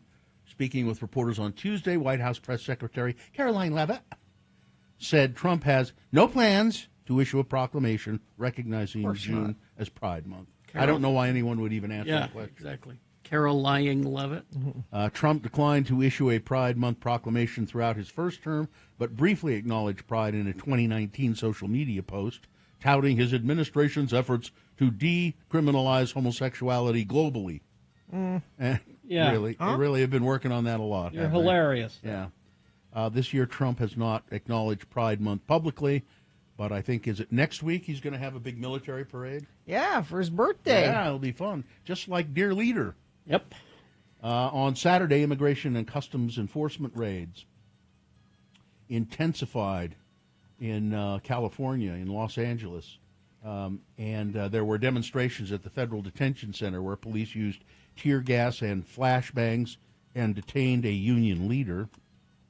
Border Patrol agents donned riot gear and gas masks as they stood watch outside an industrial park in Paramount, California, which is, I guess, right around L.A. This is all part of the TV show that is this administration. They want the video of the chaos. Mm-hmm. They want to stoke this. They don't want to tamp it down. Here's an interesting thing too that this Tom Holman, the head of Homeland Security, who he talks like a tough guy. I'm a tough guy. He talks like a thug. He said demonstrators, you don't wear masks. You don't wear masks to try and conceal your identity. You better not. We'll sweep you up. But his officers, his stormtroopers, wear masks to conceal their identity. It's just shocking. Speaking of shocking, Phil Lyman, with the help of an outside group, is asking the federal courts to order the lieutenant governor to give him a copy of Utah voting records. After losing his bid for governor, Lyman, backed with a conservative national group that has made repeated claims of fraud in the election, is demanding the state turn over a complete list of Utah's registered voters. Phil, you lost. Go get a job. Under Utah law, information cannot be released for those protected groups, and other voters who asked to have their data kept private prior to May 2020, when the law was changed to limit the ability of voters to keep their records confidential. But Lyman and his attorneys from the Public Interest Legal Foundation, PILF, in a lawsuit filed Friday, argued that the National Voter Registration Act trumps state law and requires the lieutenant governor to provide Lyman with the complete, unredacted voter registration file. That's our information. Yeah. He wants our information. And, did we mention it last week that the Supreme Court said that the Doge group can have access to our IRS records? Yeah, you go ahead. You can go through those. Take a look at them. Fire crews, I love this headline, 2 pets dead, several rescued after historic building fire in American Fork. It was a historic building fire. Oh, they've been talking about it for years. I think they mean it was a fire at a historic building in American Fork. Fire crews rescued several animals from a house fire in American Fork on Saturday morning. Cause of the fire still under investigation. An off-duty firefighter was driving with his son when they noticed smoke, which turned out to be coming from this house. After notifying fire crews, the off-duty firefighter went to investigate the structure and found nobody was in the home. Upon arrival, crews found conditions that warranted a defensive strategy due to both the distance from the home from the road, the age of the home, and several areas engulfed in flame were without reach of attack. Boy, this is written weirdly. During the search, 6 to 7 cats were rescued, but two or three perished, apparently. And it doesn't say what makes this a historic structure anywhere in the story. I don't. It's because the AI that wrote it didn't care. I think so. A Utah man has set out to hike 800 miles to raise $8,000 in support of the transgender community. Plenty of Utahns find their calling in the mountains. For Kyle Rico, they've become like a second home since the pandemic got him thinking, what's my true passion? What am I missing out on? And he decided to get into backpacking in a big way. And he's been continuing it. And he said, I'm going to do this hike 800 miles, and I'm going to raise money for transgender causes. So good for you. And then finally this. Donald Trump says Elon Musk will face very serious consequences if he uses his money to back Democratic candidates. Mm-hmm. Now, play the game with me. Mm-hmm. If this were Biden or Obama, what would happen? Of course, when Trump, he's held to a different standard. Which is no standard. No standard. Because that's just the way he is. Well, that's just him being him. Asked if he thought his relationship with Musk was completely over, Trump said, I would assume so, yes. And no, I don't have any plans to patch it up with him. He's done with him. And so what would he do if Musk donated to... He couldn't do anything. Well, he could pull all the contracts, SpaceX and all that stuff. Which he's threatened to do anyway. Yeah. Starlink. Well, Again, if this were Obama or Biden. Well, but Kerry, Trump has never worn a tan suit. That's true. I mean, so... Well, it would show the stains. And he doesn't dare wear a tan suit because it would show the stains. And I keep getting told by pundits that when he says stuff like this, that he's kidding. I take a look at Los Angeles and I say... No, he doesn't look like he's kidding. Doesn't look like he's kidding. No. All right? All right, that's it. Weather, traffic. Hot today, 92. It's 68 right now. Hotter tomorrow. Hotter still on Wednesday. It's summertime, folks. No rain in sight. Traffic, we've got a crash. I-15 southbound near Beck Street, North Salt Lake, blocking the HOV lane and left shoulder. Traffic backed up to Center Street. Crash northbound Bangor Highway approaching 41st South in Taylorsville. In the new construction configuration, left lane is blocked. Traffic back to 47th South. Vehicle fire eastbound I-80 approaching the summit of Parley's Canyon. The right lane and shoulder are blocked. Crash southbound I-15 at the I-15-215 junction in Davis County. Another crash northbound I-15 158 South, left shoulder. Crash northbound I-15 at the on-ramp University Parkway in Orem. And isn't that enough? I think it's more than enough. Let's get this under control and not have so much traffic to tell you about. If you do see something, though, you can send it to us, 33986. Do you or someone you love struggle with addiction? Help is out there. Renaissance Ranch, one of Utah's best addiction treatment centers. They accept most private insurance and Medicaid. Schedule a free consultation at renaissanceranch.com. Here's boner candidate number 3, spray away the cokie. Now, hopefully we have this little sound bit. Mm-hmm. This is Puerto Rico, and this is what it sounds like in Puerto Rico at night. And the people of Puerto Rico, this is not noise to them. It's something that they like. Yeah. This is the sound of a little lizard called a cokie. That's very sweet. It's like a little frog. And the people who live there like it. The Reddit post, though, came from a user named Duty Man Buns. Duty Man Buns. Oh, boy. And read like a request in a travel forum. Spray to keep the loud frogs quiet? I heard a couple at a restaurant in Coronado talking about spraying at their Airbnb to keep the frogs from croaking all night as they were extremely loud. And they said it worked. I didn't catch what type of product it was, and they left before I got a chance to ask them. I haven't found anything online or in the stores. Does anybody know what they might be using to kill these little lizards so that they don't make noise? This is a Reddit thing, though. Is this a real thing? Yeah. I mean, it's a real thing that he wants to find something to keep them quiet. The phrasing struck nerves. In Puerto Rico, the cokie is not a background chorus to be controlled. It's sacred. And they're kind of cute little lizards, too. There used to be 17 different types of cokie in Puerto Rico. 3 are gone, 4 are in danger, and scientists now say the nights of the island could fall silent. 2 species have already vanished from the protected rainforest. And this guy is looking for a spray to kill them so that they're just too loud at night. I can't stand it. Need earplugs. Boner candidate number 3, spray away the cokie. There we go. All right, let's review the first 2 and vote. Boner candidate number 1, well, he had an excellent reason for exceeding the speed limit and evading police. He was late for a job interview. Boner candidate number 1. Boner candidate number 2, use it for hot dogs, use it for rotisserie chickens. Don't use it for ID. The TSA says people have been trying to use their Costco cards for their real ID cards, and no, you can't do that. No. Boner candidate number 3, spray away the cokie. All right. Let's get to voting. 1, 2, or 3. Remember your candidate number, the one that you think should win, the one that you think is the worst.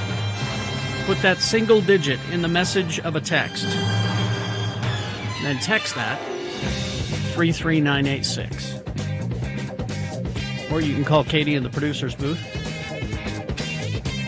877-602-9696. Another way to vote. Another way is to go online, x96.com. Look for the box that says Boner Voting, June 9, 2025. Click and vote. If you don't see that box, refresh your browser. It'll appear. Click and vote. All right, looks like you've got, just 3 minutes to get your vote in, so let's go. This is Boner of the Day. Bill Frost will be here at 8 to tell us what's on TV. We got Beat Gina coming up as well. Stand by for all of that.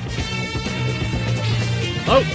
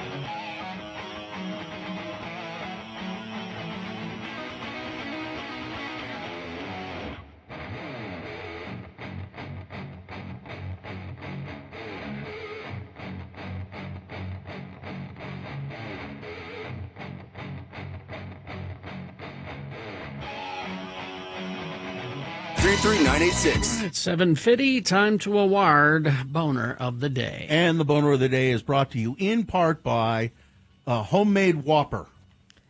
And experience the Utah Arts Festival June 19th through the 22nd at Library Square, featuring legendary performers, including Leftover Salmon, Robert Randolph, Souls of Mischief, Grammy nominee MV Caldera.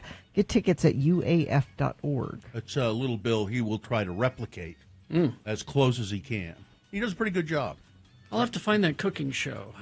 Oh, yeah, there is one where they do that sort of thing. It was only a couple of seasons, but it was, they would try to, first of all, make a dish that hinted at the original and then tried to recreate the original, whether it was a Whopper or a Big Mac or whatever. Let's see. So we had Boner candidate number one. He had an excellent reason for exceeding the speed limit. He was late for a job interview, 132 miles an hour. I think he merited more votes than he got. Only 15 votes. Boner candidate number two did a little better, but not enough to beat Boner candidate number three with just about 100 votes. Spray Away the Cokie wins Boner of the Day. There you go. That's your Boner of the Day for today, June 9, 2025. Now qualified to be Boner of the Week. Katie did a nice job decorating the studio this morning. You might notice we have some balloons behind us. Where's that video that you took? Where did you post that? Facebook or Facebook and Instagram. Instagram, all of our socials. So you can see Katie decorated for the 39th birthday of Radio from Hell, and she also brought a cake. Maybe we should have some cake now, Katie, if you're. She gave me my own balloon. There it is. It is balloon. It is gray. And we have a few minutes if you want to call and talk about when you first started listening to Radio from Hell, or if you have any comments about that. 877-602-9696. BFOP Minion in the chat room says, congratulations. More importantly, thank you for letting me listen since Carrie's country and Bill's college days. Oh, wow. Wow. I'd like some clarification on that. I don't. I'm not quite sure what that means. I don't know. 877-602-9696 if you would like to call and chat with us a little bit or say hi or tell us when did you start listening to the show? How did you find it? I was a listener before I was a Me too. Lord. Me too. Well, I'm not a lord, but me too. I listened to Radio from Hell because in 1986 I was in high school. Did you hate listen? So were you a hate listener? We talked earlier about how modern music was on KCGL, and I would listen to that. And then when KJQ took that over, you guys were top 40 and then switched to alternative. And I have to admit, myself and my friends were nervous about Those that. guys suck. We didn't say that. We just said, well, what do they know about alternative music? And it turns out you don't know what people listen to in their private lives. Like publicly, you were a top 40 station. That's not necessarily the music. Yeah, you I didn't go to. home and listen to Miami Sound Machine. No. I don't. Little River Band is not in my library. It is in mine.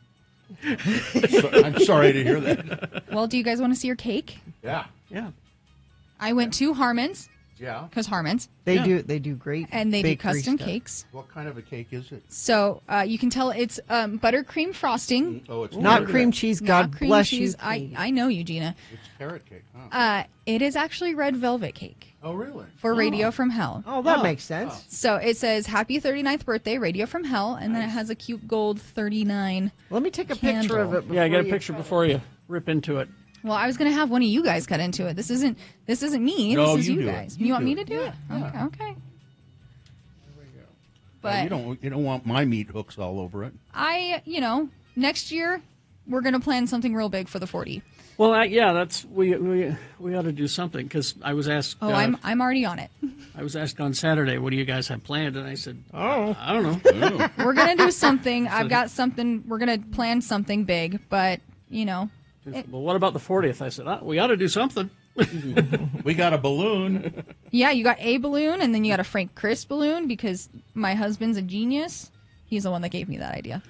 877-602-9696. we asked Katie to come in here and do the cake, and now she's not answering the phone. Well, nobody's calling, so it doesn't matter. I was going to say, is anybody calling at the moment?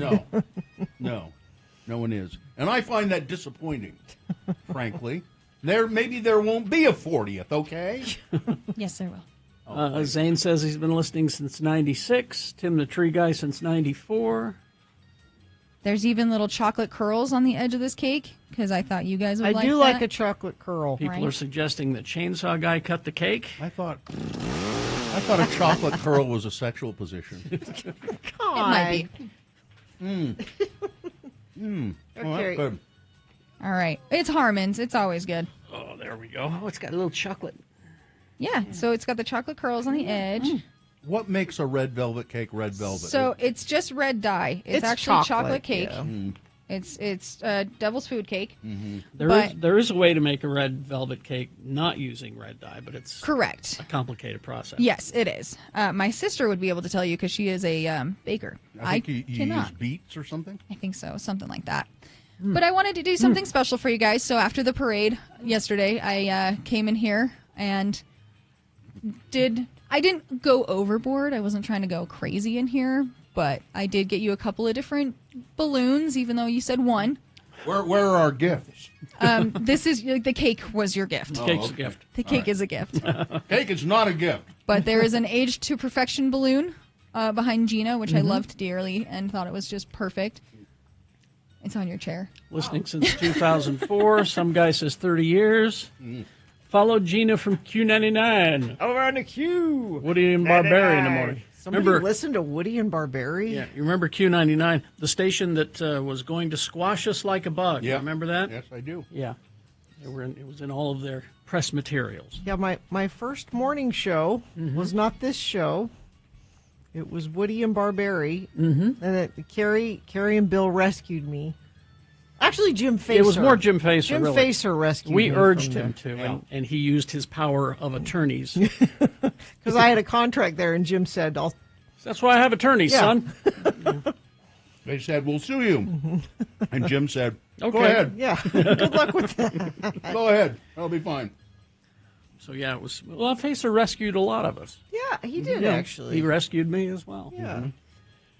I used to listen to the sports talk show, The King and I, with Barry King Who and Gina. did? Oh, my God. Then one day Gina was no longer on the show. Wow. Oh, that's Patrick, the Friendly Neighborhood Middle School team. Patrick, Why would you listen to that? What? It was a fabulous sports program. I mean, I started listening to you guys when I was a kid, and in the back seat, I told my mom I wanted to be like you guys. Oh, you did? I did, and now when I got my job, she's like, "Look at you," Aw. and that was as an intern. See, there's I was like, yeah. Eddie's on line one. Well, we're out of time, Eddie. I'm sorry. Oh. But happy birthday, you guys! Quickly, Eddie. Hi, Eddie. Yeah. Yeah, how long have you been listening? Over 30 years. I found you guys like in high school, and I've loved you guys ever since. I met Carrie once in an elevator at the old station. Oh, that And rickety I'm very elevator. tall, and he told me Ronald McDonald was also tall. And I was just like, the guy from the radio talked to me, and I was so excited. Remember that? You know, we will probably later this week have some Hello Yeah What time, and if you weren't able to call right now, we can do some radio from memories. Eddie, I think Carrie was probably drunk. Carrie was drunk. Might have been. All right. Thank you. See ya. Well, happy birthday, guys! Thank you for doing it, Thanks, Katie. Katie. Thank Always. you. That's delicious cake. Thank you. Traffic, Gina, please. Okay, we've had some issues this morning, I'm afraid.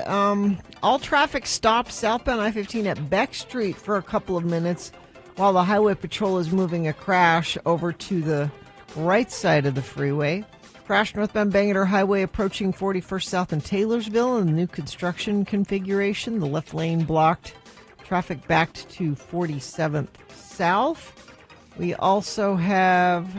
looks like that one's cleared up. Whatever you're seeing, please text it to us and let us know. 33986. All right. Thank you very much. We will take a break. We will be back after these messages. Bill Frost will be here to tell us what's on TV this week. So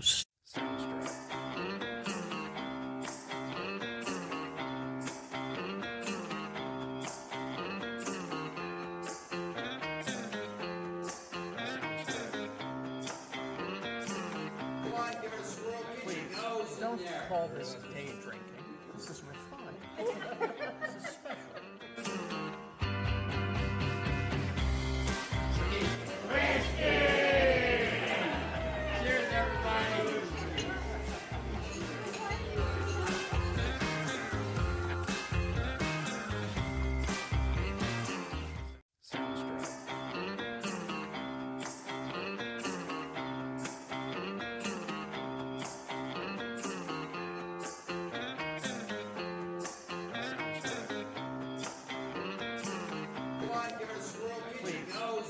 call this day drinking.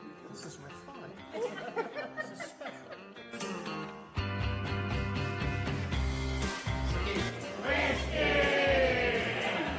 Cheers, everybody.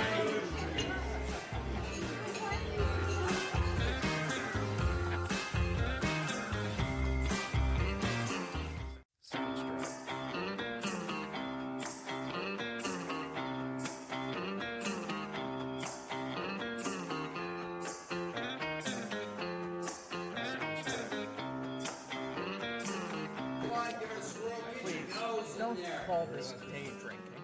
This is refined. This is special.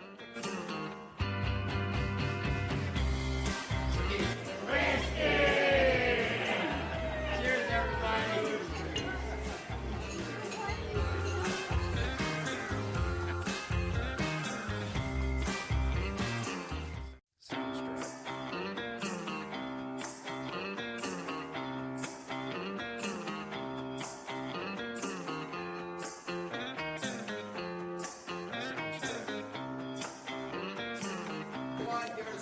Please, don't call this day drinking.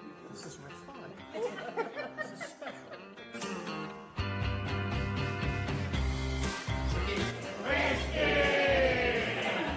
Cheers, everybody.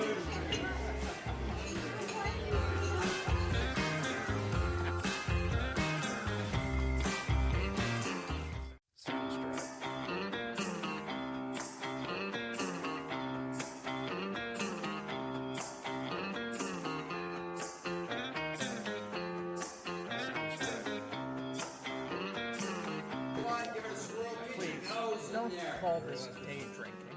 This is refined. This is special.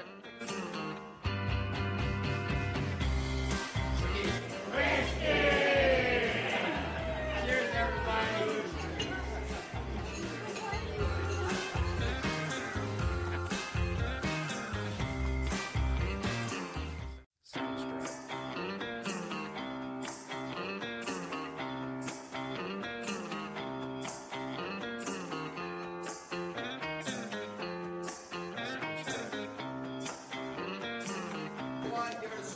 Please, don't call this day drinking. This is refined. This is special.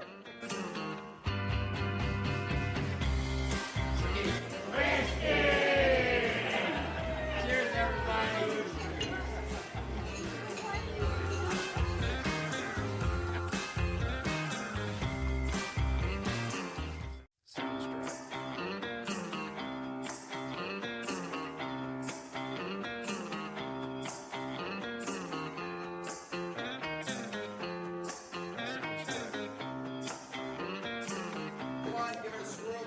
'Cause don't call this day drinking.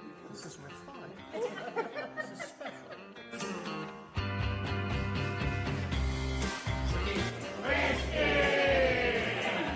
Cheers, everybody.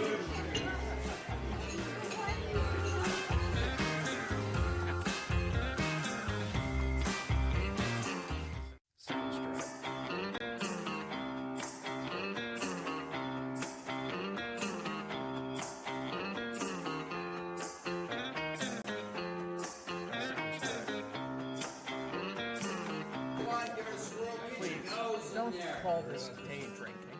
This is refined. This is special.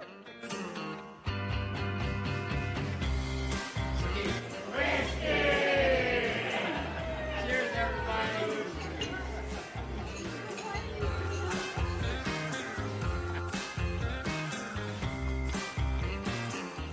986. Like Paul in Syracuse, he said, TV, what's on that? I said, well, let's ask Bill Frost. He'll tell us.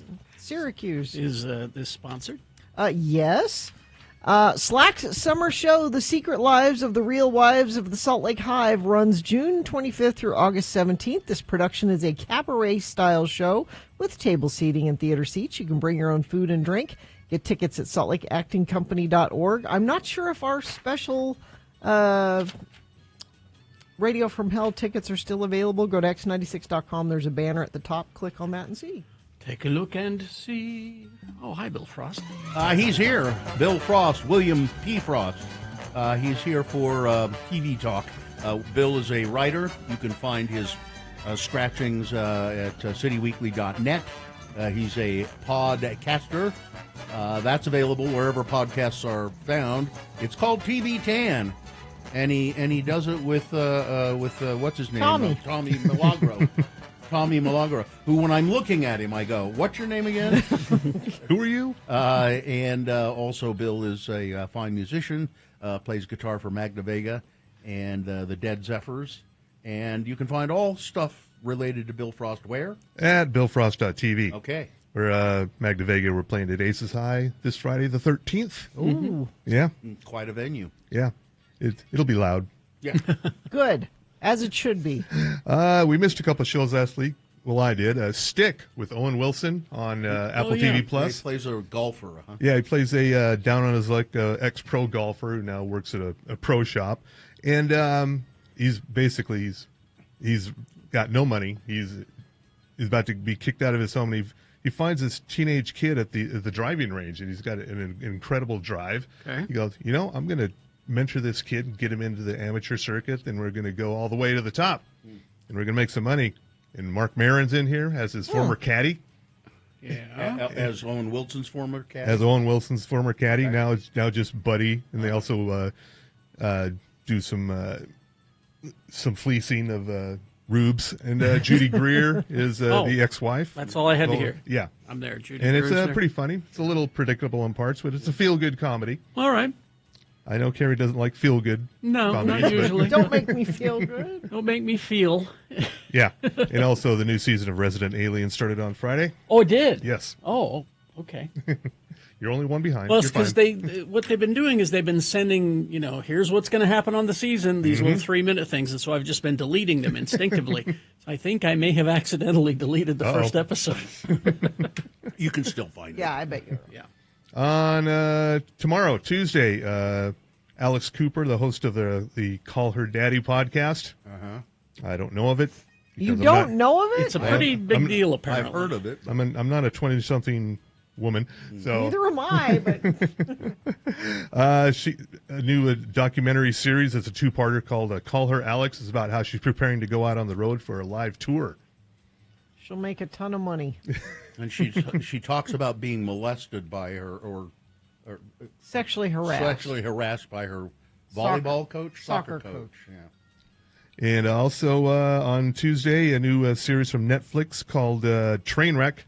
It's looking at wacky and wild, bizarre events that blew up in the mainstream media. Like the first episode here is the 2021 Astroworld Festival. I think that was Travis Scott. And other ones they're looking at are Storm Area 51 from a few years ago, and Balloon Boy. Oh, Balloon Boy. Yeah, Balloon Boy. Each episode is dedicated to a different event. Oh, I like this. Yeah. Along those same lines, on Wednesday, also on Netflix, Titan, the Ocean Gate disaster. Oh, yeah. Yeah. What? Billionaires under the sea. Yeah, the explosion under. Yeah. Oh, so it's not real. Yeah. Oh, you mean It happened. that's submersible? Yeah. Yeah. This is a documentary about that. Oh, okay. I guess they couldn't fit it into this one previous. Thursday, again, Netflix, Fubar, Arnold Schwarzenegger's thing. I forced my way to finish the first season. My new series on Netflix. What's it about? It's very funny. I play a spy. Allegedly retired spy, but he finds out his daughter has also joined the agency, and then wackiness does ensue. Okay. Yeah. It's All not, right. It's not great. There's also on Thursday on Sci-Fi and Peacock, adapted from an Image Comics series, Revival. It's a small Wisconsin town where the dead come back to life, but they're not zombies. They're just normal. They're just like, what did I miss? What's up? They just come back to life. Yeah. Okay. You might remember a series called The Returned. Yeah. It's kind of along those lines. It was like the lake, the reservoir. Yeah, The town at the bottom of the reservoir. Yeah. Starring Melanie Scorafano, also known as Winona Earp. Oh, yeah. She's a local cop investigating what the hell's going on here. The Returned was pretty creepy. Yes. There was both I think it was French maybe, then there was an American version. The French one is the one I watched. Yeah. On Friday, we have a movie on Apple TV Plus called Echo Valley. Julianne Moore and Sydney Sweeney. It's about Julianne Moore does her best to protect her daughter when she shows up home covered in blood. She killed a guy. Maybe. Mom helps her hide the body, right? Maybe. I watched the trailer. That's what that looks like. This is from British TV director Michael Pearce and from a script from a writer from Mayor of Easttown. That was a great well, that was a Yeah. good show. I might watch it just to see if Julianne Moore takes off her clothes. Because I swear, everything I've ever seen her do, No matter how many letters you write, she gets naked at some point. Stop this. Yeah, please. Also starring Kyle MacLachlan and Domhnall Gleeson in that movie. Okay. Going all the way to Sunday, a new British import from PBS called Patience. It's about a pair of mismatched female cops, and one of them has autism. And that's pretty much all it says here. That's it, huh? That's the whole hook. Okay. And also on Sunday on National Geographic and Disney Plus and Hulu, Underdogs. Ryan Reynolds narrates a 5-part docuseries about the animal kingdom, about the outcasts of the animal kingdom. Who are the outcasts? You're going to have to watch to find out because it doesn't give me any clue here. Like hyenas. Maybe, yeah. Yeah. The platypus. Yeah. Sure, yeah. And I keep running across these heavy metal related terrible movies that I'm listening. I should tell Gina about. This is on Tubi. Okay. It's called Dead Ant, A-N-T. Okay. It's about a washed up 80s glam band managed by Tom Arnold, who were on a trek across the desert. Tom Arnold has booked them at Coachella, but it turns out it's actually Nochella. But we got to start the comeback somewhere. Also starring Jake Busey. Oh. A young Sydney Sweeney. So this is an old thing. Yeah, and a couple of other people you'll recognize as well. Any actual old hair metal people? No, but there are giant ants in the desert. What? Eating people, yeah. Dead ant. Dead ant. Yep. Dead ant. Dead ant. Dead ant. That's dead right. Ant, dead ant. And they got to get to the concert where they can fight off the giant ants with the power of rock and roll. the power of this is awful. It is very bad. This sounds awful. Yeah. Why I wasn't here last Monday. I was in Ogden. I went to the Sunday night Twilight concert series, Rungabin, and get back to the hotel, flip that on, and like, oh yeah, this is what I'm watching. Yep. Dead ant. Dead ant. Is that everything? Yes, all the new stuff this week. Yeah. Animated movie, Netflix, Predator, Killer of Killers. Heard about it. Yeah. I wasn't expecting anything. I heard it's really good. It's pleasantly surprised. It's pleasantly surprising. I hear it's bloody. Yeah, it is bloody, and I kept pointing and going, that should have been the movie right there. Like the original movie? Well, no, when they talk about making a new one, I said, "There's your." But he is making another one, but okay, a live action one. So it's the same guy, though. Yeah, he did Prey. There's a callback to Prey. Oh, Yeah. Okay. I love that movie. That was so good. So yeah, it's nonstop action. There's no character development. Who needs it? Who needs it with a Predator movie anyway? Yeah. I've been watching this British crime thriller called Department Q. Yes. It's pretty good. Netflix. Yeah. It's really pretty good. We've been watching Mobland. It's exactly what you want it to be. That's all I ask. Yep. All right, Bill Frost. You can find all things Frost at billfrost.tv. Yes. Thank you very much, sir. Traffic, Gina. Well, we eastbound traffic through Parley's Canyon experienced some heavy slowage this morning. A car became fully engulfed in flames on the side of the road. If you're going to be in flames, be fully engulfed. Yes. That's what I always say. Crash northbound I-15 50 seconds south. Crash westbound SR 201 at the off-ramp 32nd west. The center lane closed there. Crash northbound Bangor Highway 54th south. Crash northbound I-15 in Lehigh, milepost 283. Crash northbound I-15 down to Spanish Fork, 2700 north there. And a crash southbound I-15, the on-ramp to Main Street in Lehigh. Lots of little dust-ups this morning. You get your act together, folks. You don't need this. Haster Games for board games, Magic the Gathering, Pokemon, miniatures, dice, paints, and more. Haster Games, 6831 South State or hastergames.com. All right, thank you very much. Beat Gina coming up after these messages and a song. It's multiple choice pop culture trivia. What is the prize? Tickets to see Morrissey October 4th at the Union. Morrissey tickets, 877-602-9696. All you got to do is play Beat Gina. 877-602-9696. Stockton 12 Honda. Stockton 12 Honda, your number one Honda dealer, by gum. I've bought many cars from Stockton 12 Honda, and I will buy cars there again. It's a different feeling at that dealership. It's out there at the Southtown Auto Mall in Sandy. When you walk in there, it's just people seem to be relaxed. You know, the salespeople, they're relaxed. They seem to be happy to be working there, and I would attribute that to the general manager out there, Shane. They love him, and he does a great job running that place. Right now is the best time to get top dollar for your trade-in. So if you're looking for a car and you got a trade-in, go to Stockton 12 Honda. Their appraisers there will give you, I don't know why in the market this time it's so high, but this is the top dollar for trade-ins. So Stockton 12 Honda, they're in the Southtown Auto Mall in Sandy, your neighborhood Honda dealer since 20 years at least, 25 I think. Stockton 12 Honda.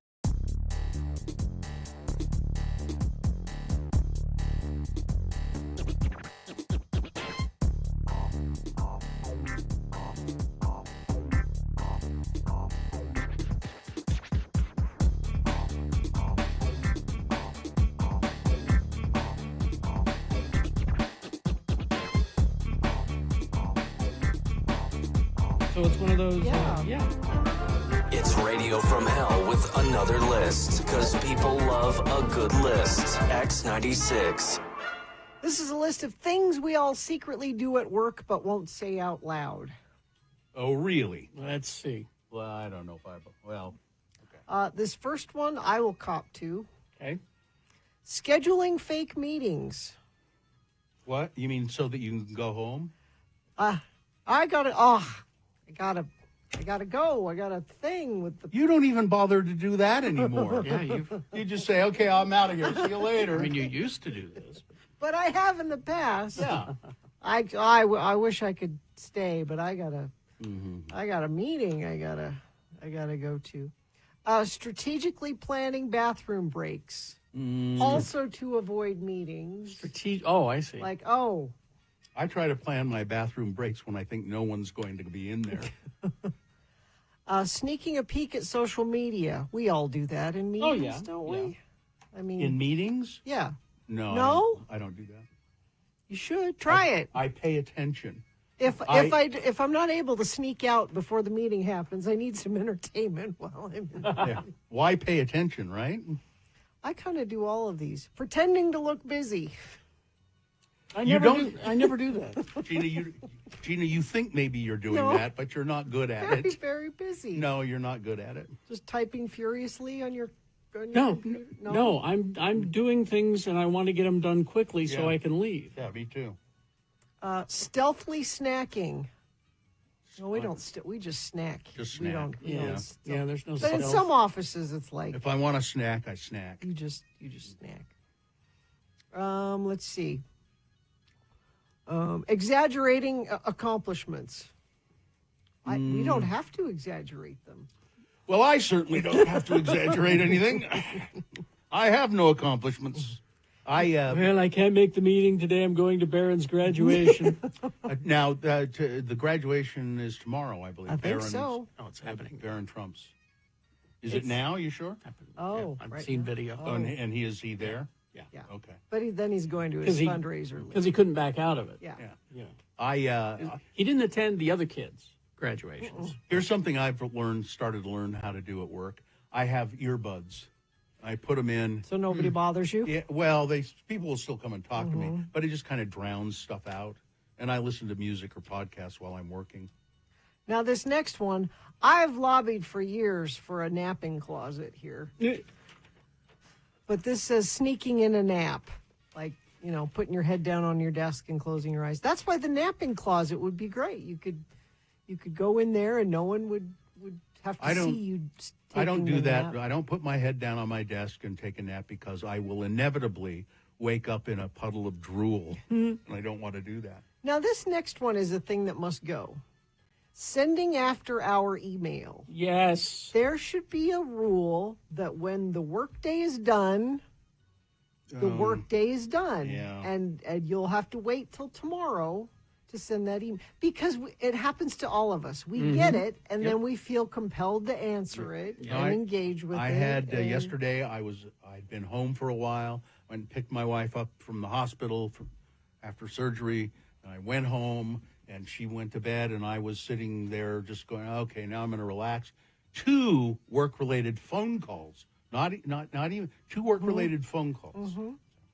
And I like to get back at people by sending them a text and or email when I go to work at 4 a.m. and hope that the notifications are on their phone and it wakes them up. So that'll show you. Let's see, pretend phone calls. Now, when I am trying to sneak out to a meeting I don't really have, sometimes, and you don't want to talk to people on your way out, you hold your phone up to your head and you pretend to talk as you're walking to the elevator. And I think to myself, how does she do that? How does she walk and talk on the phone at the same time? Amazing. Blaming technology for mistakes. Oh, there's There's a lot of that. There's here. a lot of that happening around here. Well, but it's because there are many mistakes that are the result of technology. No, but there's certain people who rely on but I sent you an email too much that it's to the point where we're like, I never got the email. Or I never got the email. Yeah. When you really did get the email, but you didn't. You've used that one so much we don't believe you anymore. Faking illness to get out of work. Macy, you faked your way all the way to the hospital. That's how much you didn't want to come to work. No, you were really sick. Yeah, I don't do that. That's the list. That's it. Yeah. Okay.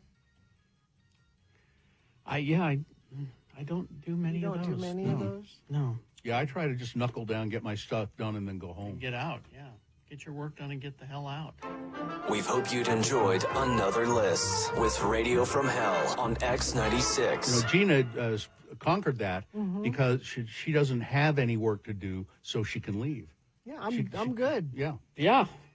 That's the easiest way. We don't have to knuckle. She doesn't have to knuckle down and try to get her work done Well, before she leaves. She has no work to do. Well, the sports I have to report on tomorrow hasn't happened yet. Are you? I gotta wait for the sport.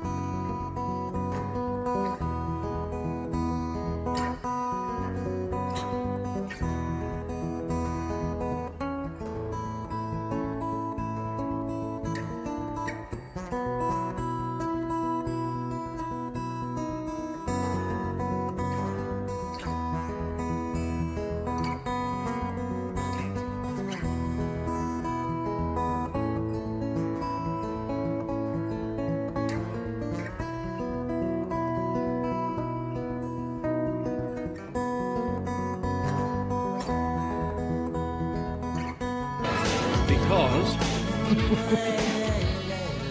you're digging our scene. because that song's 39 years old. Oh, man. As old as this show. We just had some guy come into the studio. Yes, he didn't stick around. He had to go, I guess. He brought, what are those cookies? EL fudge cookies. Sorry. Says that they're better than Oreos, he said. Said I'll be the judge of that. We will try them later. Because right now it's time for Beat Gina, brought to you by. Brought to you by X96 welcomes Morrissey October 4th coming to the Union. Tickets are on sale now. You can get more information at x96.com. I'm Beat Gina announcer Johnny Ola, and we'll play Beat Gina in just a moment. Okay. But first, yes, did you ever wonder how dashing Donny Osmond and Dynamo Marie Osmond got all that energy? Well, you can have that Osmond energy too with Donny and Marie's Super Energy Drink. This Donny and Marie special recipe is one of their secrets. 3 tablespoons of liquid protein, 2 tablespoons of powdered protein, 3 cups of milk, 2 eggs, honey to taste, and then peanut butter, bananas, cherries, or other fruit of your choice. Combine all those ingredients, whip them up in a blender until frothy. Drink and enjoy. You'll have the energy of Donny and or Marie. Wow. And now, frothy. Speaking of being frothy, here he is, your frothy host, Kerry Jackson. Thank you, Johnny Ola. You're welcome. Professional game show announcer, Johnny Ola. All right, let's see. The randomizer is about to pick a contestant. Looks like you'll be playing against Jen today. Hi, Jen. Hello, Jen. Are you there? I'm here. All right, Jen, let's toss a coin, see who goes first. It will give you the advantage if you call it correctly, heads or tails. Let's do heads. All right. It is tails. Oh, you're going to have to work for these Morrissey tickets today, Jen. Sorry about that, Jen. It is tails. That means Gina goes first. First question is for her to answer exclusively. Multiple choice, pop culture trivia. If she gets it correct, she gets the point. If not, hopefully you were paying attention and you can answer the same question correctly, stealing Gina's point away. We'll go back and forth till one of you gets 3 points. All right. Because we have leftover Land of the Lost trivia. Specifically the movie, it looks like to me. Yeah, I think so, yeah. The Land of the Lost movie from 2009. We'll start there, shall we? Sure. All right. We shall. Okay. Gina. Yes. What is the name of the scientist who first theorized the existence of the alternate universe in Land of the Lost? Okay. Is it 1, Dr. Emily Roberts? Is it 2, Dr. Josh Davis? Is it 3, Dr. Holly Cantrell? Or 4, Dr. Bombay? Emergency, come right away. No, not that. Number 1. Emily Roberts? No? Terribly sorry. No. There you go, Jen. That's your opening. Let's go with C. Dr. Holly Cantrell? Correct. All right, there you are. That's a point for you, Jen, and you control the question. Jen, Ron Harper, who portrayed Jack Marshall, Rick's brother, in the 3rd and last season of the TV series Land of the Lost. Wow. Because you remember Okay. he left and then they brought him in. Yeah, They yeah. brought the other guy in. He played his brother, Jack Marshall. He was invited to shoot a cameo for the movie. Why did he decline? Is it 1, he could not get over someone to he could not get someone to cover his shift at Golden Corral? Was it 2, I have this problem with dinosaur urine jokes? Is it 3, I was in the Planet of the Apes TV series, I'm done with time travel? Is it 4, Will Ferrell has a lot of guts asking me after what he pulled? Oh. Yeah. That one's tough. Mm-hmm. The next one's even tougher. But I want to say it's a Will Ferrell issue. I'm going to go with 4. You think he has a Will Ferrell issue? Well, I thought that was a pretty good guess.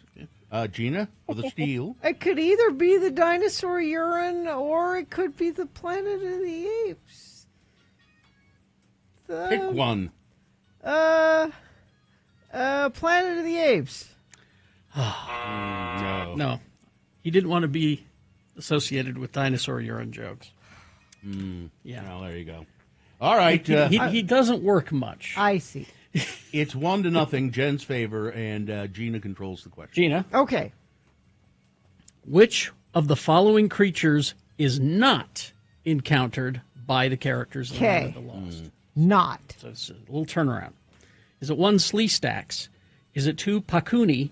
Is it 3, Altrusian? Or 4, Metalunan?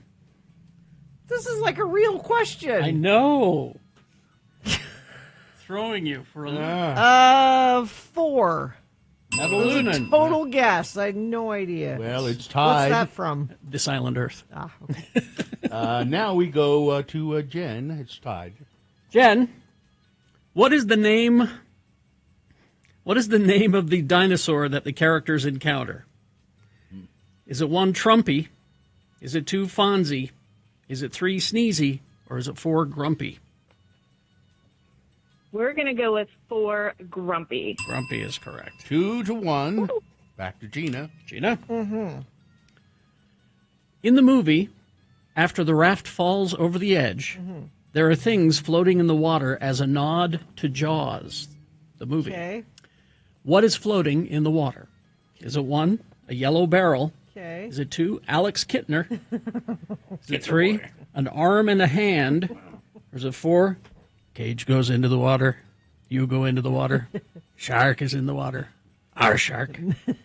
Yellow barrels? I wish. Oh, Jen, if you get this, Jen, you win.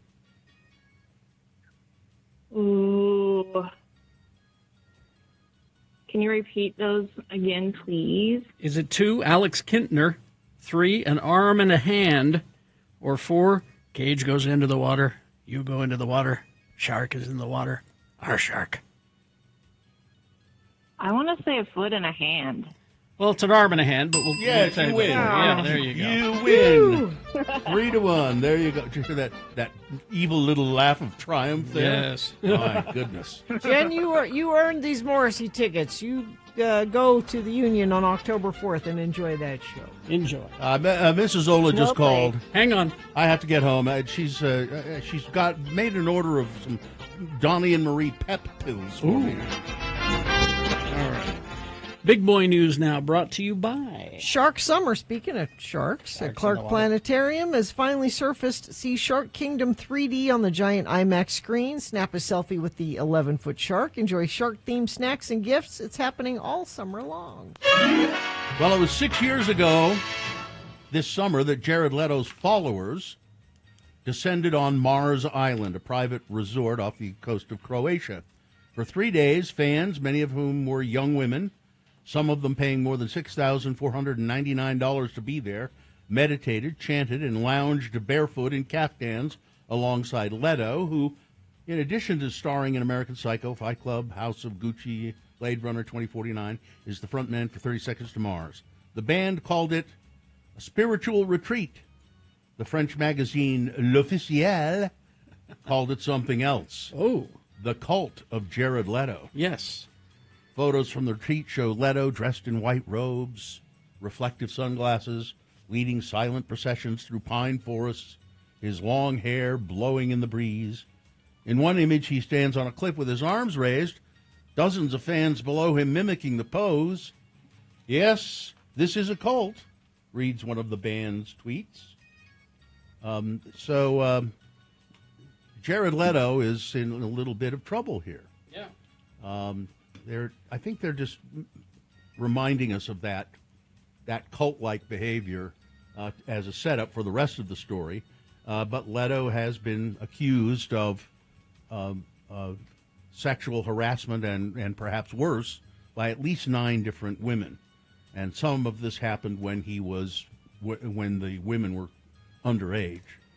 And there are a lot of stories about him on that island and about what he did there. And so there's a whole coverage of it in, let's see, where is this from? This is from, I think it's from Variety, but so it's not pleasant. No. And I think this is going to be not pleasant for Mr. Leto. He's unsavory. Yeah, seems to be. Michael Wolff, the author of multiple Trump books, I saw some of this, including Fire and Fury, has made extraordinary claims about alleged compromising photos of Donald with Jeffrey Epstein. Wolff's allegations came during an emergency episode of the Daily Beast podcast after Musk escalated his feud with Trump by posting on X, time to drop the really big bomb. Trump is in the Epstein files, and that is the real reason they have not been made public, Elon says.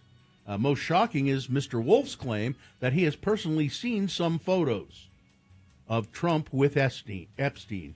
In the podcast, Wolff said, I have seen the pictures of Donald Trump and Jeffrey Epstein's girls together. I have seen these pictures. I know that these pictures exist. I can describe them. There are about a dozen of them. The ones I specifically remember is the two of them with topless girls of an uncertain age sitting on Trump's lap, and then Trump standing there with a stain on the front of his pants and 3 or 4 girls kind of bent over in laughter. They're topless, too, pointing at Trump's pants. Wolff described Trump and Epstein as the best of friends for 15 years. We've seen the video. When this came out and everyone was like, oh, my gosh, I can't. This is not surprising. But this is finally. We've all seen the pictures of them at parties together. This is finally pictures of him with girls. Yeah. Because we've seen the party photos. Yeah. Nobody's seen these except Michael Wolff says he's seen them. And I don't. It's funny how By the way, during that interview, they asked him, give us a one-word answer to describe these people in the administration. And when they asked him about Don Jr. and Eric, and he's like, they're ineffectual. They're not an issue. And they said, what do you think about Melania and Donald's relationship? And he said, oh, she hates him. Oh, I'm sure of that. Hates him. Yeah. He said this is a purely contractual, transactional relationship. Sure. Yeah. Fire season in Canada runs March to October.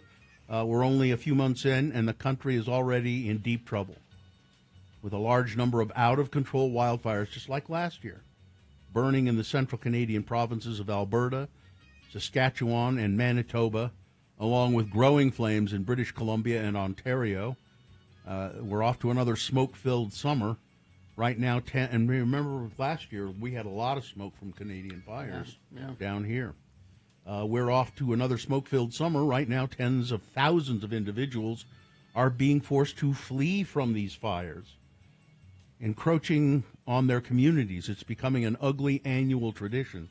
More than 180 wildfires are burning across the country on Saturday, with dozens spanning from northwestern Ontario through to large regions of Manitoba and Saskatchewan, along with some areas in Alberta and British Columbia. At least 90 of those fires are considered just completely out of control. 8 new fires have started since Friday. The situation this week has been so severe that Manitoba was forced to call on the Canadian Armed Forces to rescue people from several communities. The province was contending with 25 active wildfires on Saturday, with 106 in total this year. Before this week, the 20-year average for the region was 78 fires. There's just no end in sight to this thing. Seems to be. Yeah. So, let's see. We're out of time, I guess, right? Yeah. Okay. Unless you got a lighthearted story to end on. Do I? Something silly? Well, they just was going to talk a little bit about the Pride Parade, but it was a great time. Thank you all for coming out, and you always make us feel great when we're in the parade. So thank you. Thank you to Spencer, who our Jeep was out of gas, and he had hopped on one of the Lime scooters and had to go to Maverick and buy a gas can to fill up our gas tank. Let's see, Utah Warriors. This is the rugby. They've clinched the home playoff with a 48-33 win over Los Angeles. Congratulations to them. We don't know what their game schedule is because the other teams need to do their playoffs, and then they'll set the schedule in a couple days, I think. In the NBA, you've got the finals. A series tied 1 apiece after Oklahoma won last night, 123-107. In the NHL, you've got the Oilers and the Panthers today at 6 o'clock. That series also tied at 1 apiece.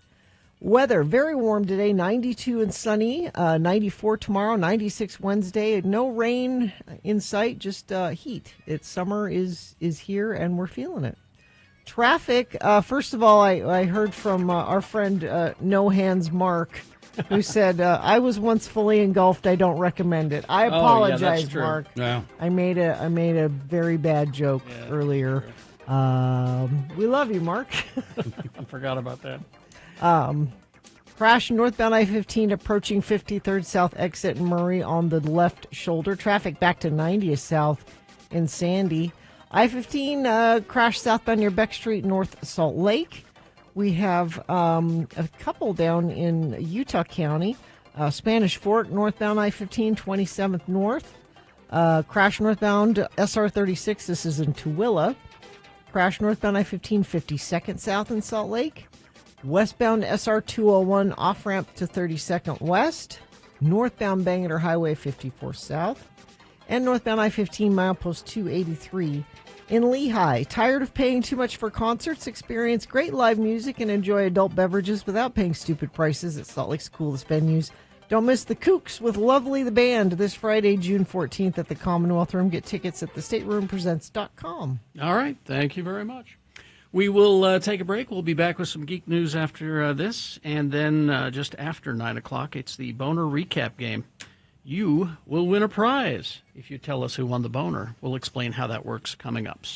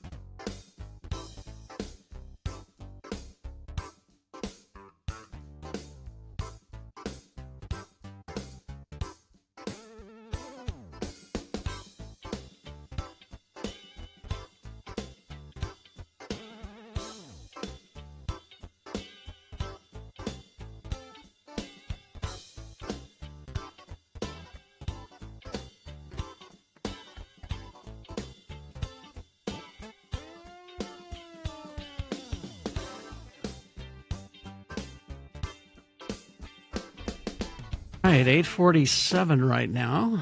Time for some geek news, brought to you by Cabin Fever, locally owned and operated since 1982, located in the heart of Trolley Square. It's Cabin Fever, so much more than a gift store. So much more. Good Man. stuff in that shop. They have vintage candy in there. I mean, old brands. All right. So many trailers. So little time. We got, let's see, let's begin with the oldest one. This was released a few days ago. Let's see, it's our first real, genuine look at Noah Hawley's take on the alien universe. Oh, really? Because we've just gotten, kind of teasers up until now. But now we're getting actual scenes from the series.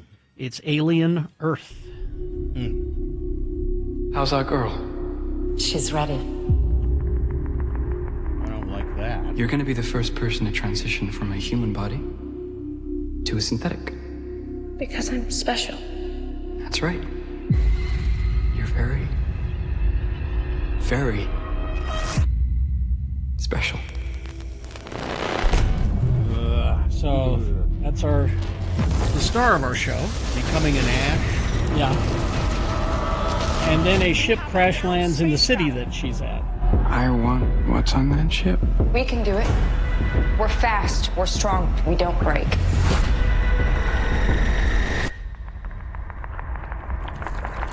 It's like a zoo, but the animals got out. This ship collected 5 different life forms from the darkest corners of the universe. Monsters. Yeah. I don't like that. This is great. That's the I'm premise in. of the show. I'm in. Now, this takes place 2 years before the original Alien film. So remember that Ripley was asleep during Invasive species. Predatory. For some reason, there's a goat with 3 horns there. That's even more disturbing, really, than anything else. And, of course... Yep. There we go. There you go. I don't care for this.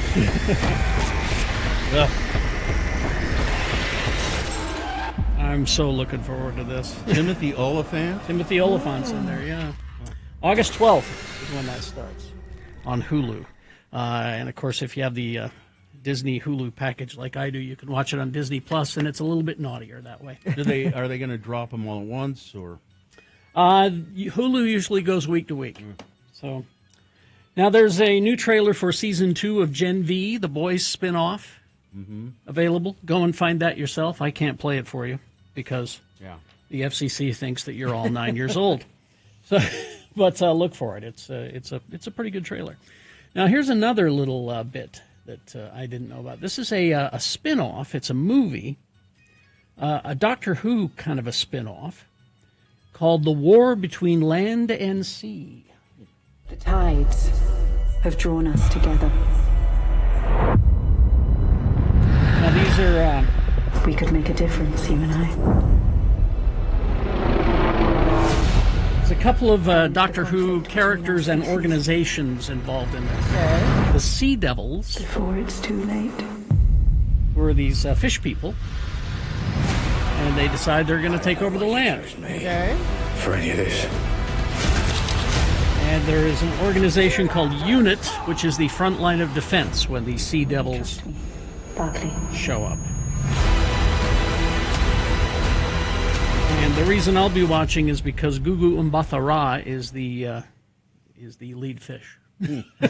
Lead fish. I like her in just about anything she does. And then also, we got our first look at, I believe it's season 3 of Star Trek Strange New Worlds, which is my favorite Star Trek. Someone once said space is dark and cold. Our job is to bring light, bring warmth, bring life to wherever we go.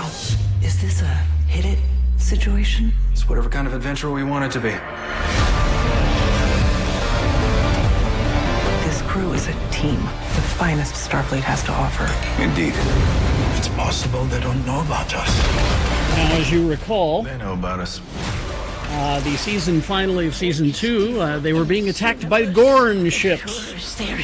So it'll pick up right from there. In that chair, they are yours to make and yours to live with. And we await your orders, sir. Scotty and Captain, well, not Captain yet, Kirk, are on the ship trust me now. with your best friend?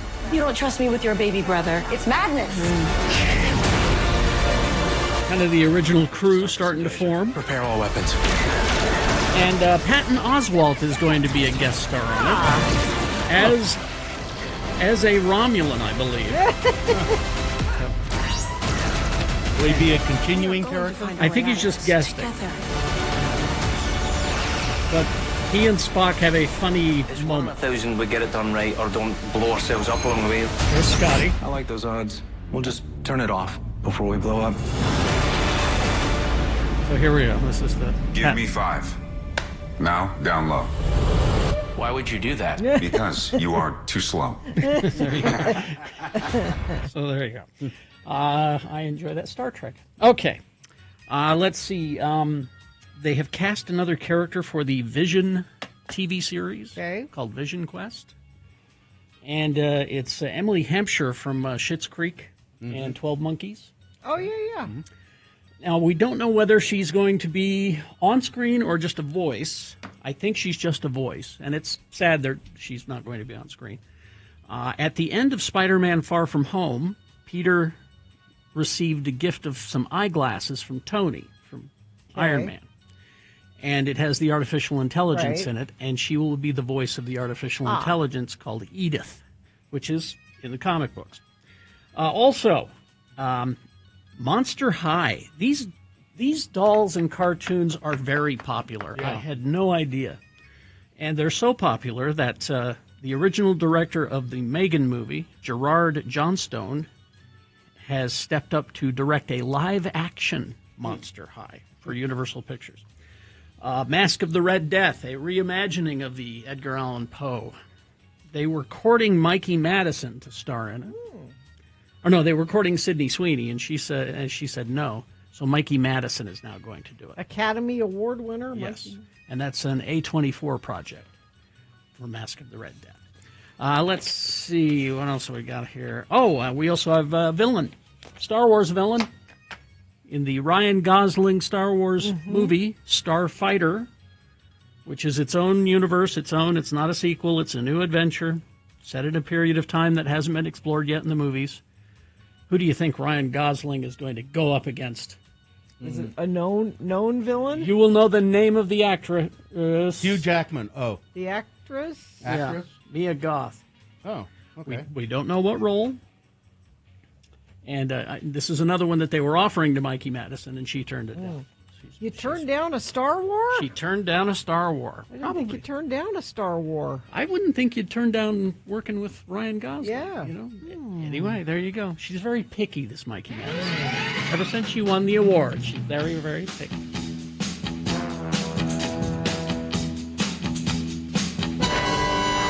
Traffic. Lots of slowdowns related to the crash northbound I-15 at 53rd South in Murray. Pretty much from Sandy all the way to South Salt Lake northbound, you're going to be running into some issues there, it looks like. We've got a crash northbound I-15. This is in Spanish Fork, 27th North. And northbound SR-36, Mills Junction. This is out to Tooele. Whatever else you're seeing, please share it with us. Text us if it's safe for you to text 33986. Salt Lake Acting Company's summer show, The Secret Lives of the Real Wives in Salt Lake Hive, runs June 25th through August 17th. This production is a cabaret-style show with table seating, theater seats. You can bring your own food and drink. Get tickets at saltlakeactingcompany.org. Yeah, and we're doing a show on, what is it, the 28th? When you get back. Yeah. We're going to do a podcast and 20... What? Yeah. 27th? 8th? I 29th. said 28th. 29th. Oh, okay. I come back on the 28th. You can enter in an online contest if you go to x96.com. Up at the top, there's a rotating banner. You can win a VIP table for 4 to the podcast recording and the show. That's just for that one episode or production on the 29th. We'll be there. All right. Join us. It'll be fun. Okay. Boner recap coming up after these messages and a song. Easy to play, easy to win. All you have to do is tell us who won the boner this morning. That's it. If you were listening, you know who won the boner this morning. You know who got the most votes. If you weren't listening, I'd cheat today. Why not? It would be a hard guess, I think. X96.com. Look for the box that says Boners, June 29, 2025. Click on there, and it'll say winner next to the correct answer. What am the prize? Tickets to see Drive-By Truckers and Deer Tick June 17th at Red Butte, part of the Red Butte Outdoor Concert Series. All right, sounds good. Drive-By Truckers tickets, 877-602-9696. Call, play, win the Boner Recap game. UtahAdvocates.com. The Advocates, the Advocates, if you've been hurt in an accident, there's nobody else. I mean, that's the only people you should call. Well, you call the police. You call your mom. Yeah. And then... And say, Mom, call the Advocates for me. I'm in the hospital. 801-355-5550. 24 hours a day, 7 days a week. If you've been hurt in some kind of an accident, not necessarily a car accident, it can be, slip and fall, any kind of an accident, these are the people you call. And they don't charge you for the call. As a matter of fact, you don't pay a dime out of pocket while they argue your case. They deal with the insurance companies while you take the time you need to get better. It's interesting. They mentioned in the copy we have here motorcycle accidents, which we know about, but injured while jogging. Maybe you're out jogging or riding your bike. Yeah. You get hit. Injured and get hit. They call the Advocates. 801-355-5550 or online, UtahAdvocates.com.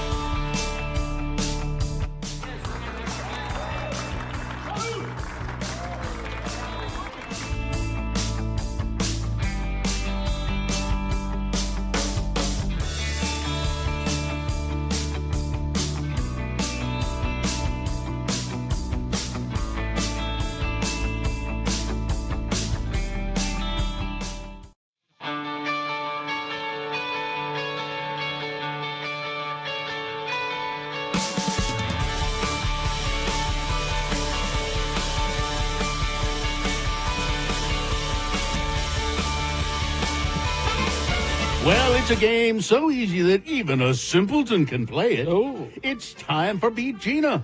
I'm your radio announcer for the modern age. I'm Johnny Ola with a word from the Atomic Energy Commission. Are you afraid of A-bomb contamination? Yes. In the event of an A-bomb attack, contamination can go away with Flowbar. What? The AEC recommends the use of detergents as beneficial because they promote effective and rapid washing away of radioactive particles that may settle on the body or become trapped in the skin cells. Flowbar is a device made specifically for this purpose. It contains a safe and gentle liquid detergent in a plastic soap-shaped container which can be carried around for instant use. Be prepared. Protect your family and yourself by keeping Flowbar detergent on hand always. Buy yours now at stores everywhere or by mail from the manufacturer. Wash away radioactive contamination with Flowbar. And now, here's a man who has no fear of contamination, radioactive or otherwise. He's your host, Kerry Jackson. Thank you, Johnny Ola. You're welcome. All right, the randomizer has picked a contestant. Anthony, are you there? I am. All right, Anthony, we're going to toss a coin to see who goes first. It will give you an advantage in the game. We're using an actual coin because people are questioning the integrity of the coin toss app. But here we go. Coin. Heads or tails there, Anthony? Call it. Anthony. Heads. All right. Heads. There we go. And boom, it is heads. Oh, Anthony, you're one step closer to winning this pocket knife kit from Naft's Knives. All right, Anthony, if you beat Gina at Mr. Rogers Trivia, you will win the knife. But if she beats you, if she manages to crawl from behind, what are you prepared to do in her name? $50 donation to the Road Home. Excellent. All right, there we go. Okay, so the first question, again, is the anniversary of Fred Rogers' death day. So it's Fred Rogers, Mr. Rogers Trivia. All right. First question, Anthony. Here we go. Anthony, why are there no hands on Daniel Striped Tiger's clock? You ever notice that? I didn't. I did. No. It always bugged me, too. Why are there no hands on Daniel Striped Tiger's clock? Is it 1, Daniel doesn't get hands until he earns them? Was it 2? Mr. Rogers planned a storyline about Daniel learning to make clock hands from Handyman Negri. 3, because the neighborhood of make-believe, we can pretend it's any time that we want. Or 4, seriously, until you learn how to say striped tiger, not striped, no hands for you. Number 3. Number 3 is correct. Yes. That's a point for Anthony. Now we go to Gina.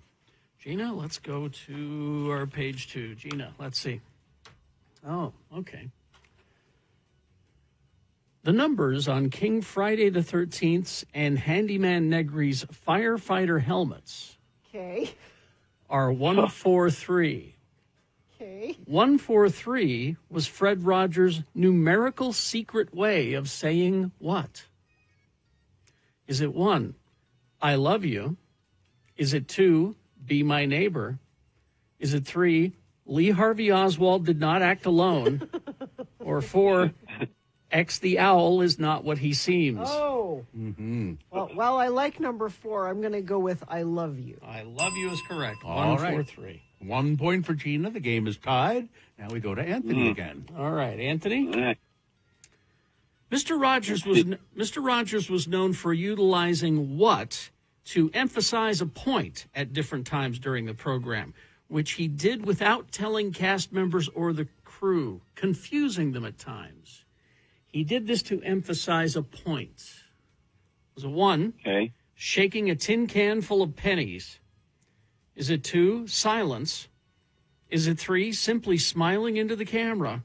Or 4, a squirt gun filled with ammonia? 2. Silence is correct. All right, Anthony, you have 2 points. Now to Gina to see if she can tie it up. All right, Gina. Yes. Mr. McFeely is named after who? You're smiling like you know this one. Mr. McFeely is named after who? Is it one, his old Cub Scout leader? McFeely was his nickname. It's a sad story, really. Yeah. Is it two, Fred's neighbor Morris Albert, who wrote and sang the song Feelings? Is it three, a failed menu item at McDonald's? Or four, Fred Rogers' middle name is McFeely? Number 2. Wow, I fooled you good with that one. Good. This is a chance for you, Anthony, to win the game. Okay, so can you give me the remaining 3 one more time? Well, number 3, Fred Rogers, Morris Albert. That's the one that she picked. Yeah. Is it Okay. 2, a failed? Hold it. Is it 2, 3, a failed menu item at McDonald's, or 4, Fred Rogers' middle name is McFeely? Number 4. That is correct. His middle name is McFeely, and Anthony, you win the game handily. Nicely done. There we You go. get the knife from Naft's Knives. It's a very nice prize, Anthony. All right, perfect. You will like it. Hang on. Hold on the line. Hold I'll tell on. you how to get that. I've got to go. I've got some decontamination to do. Oh, scrub hard. Well.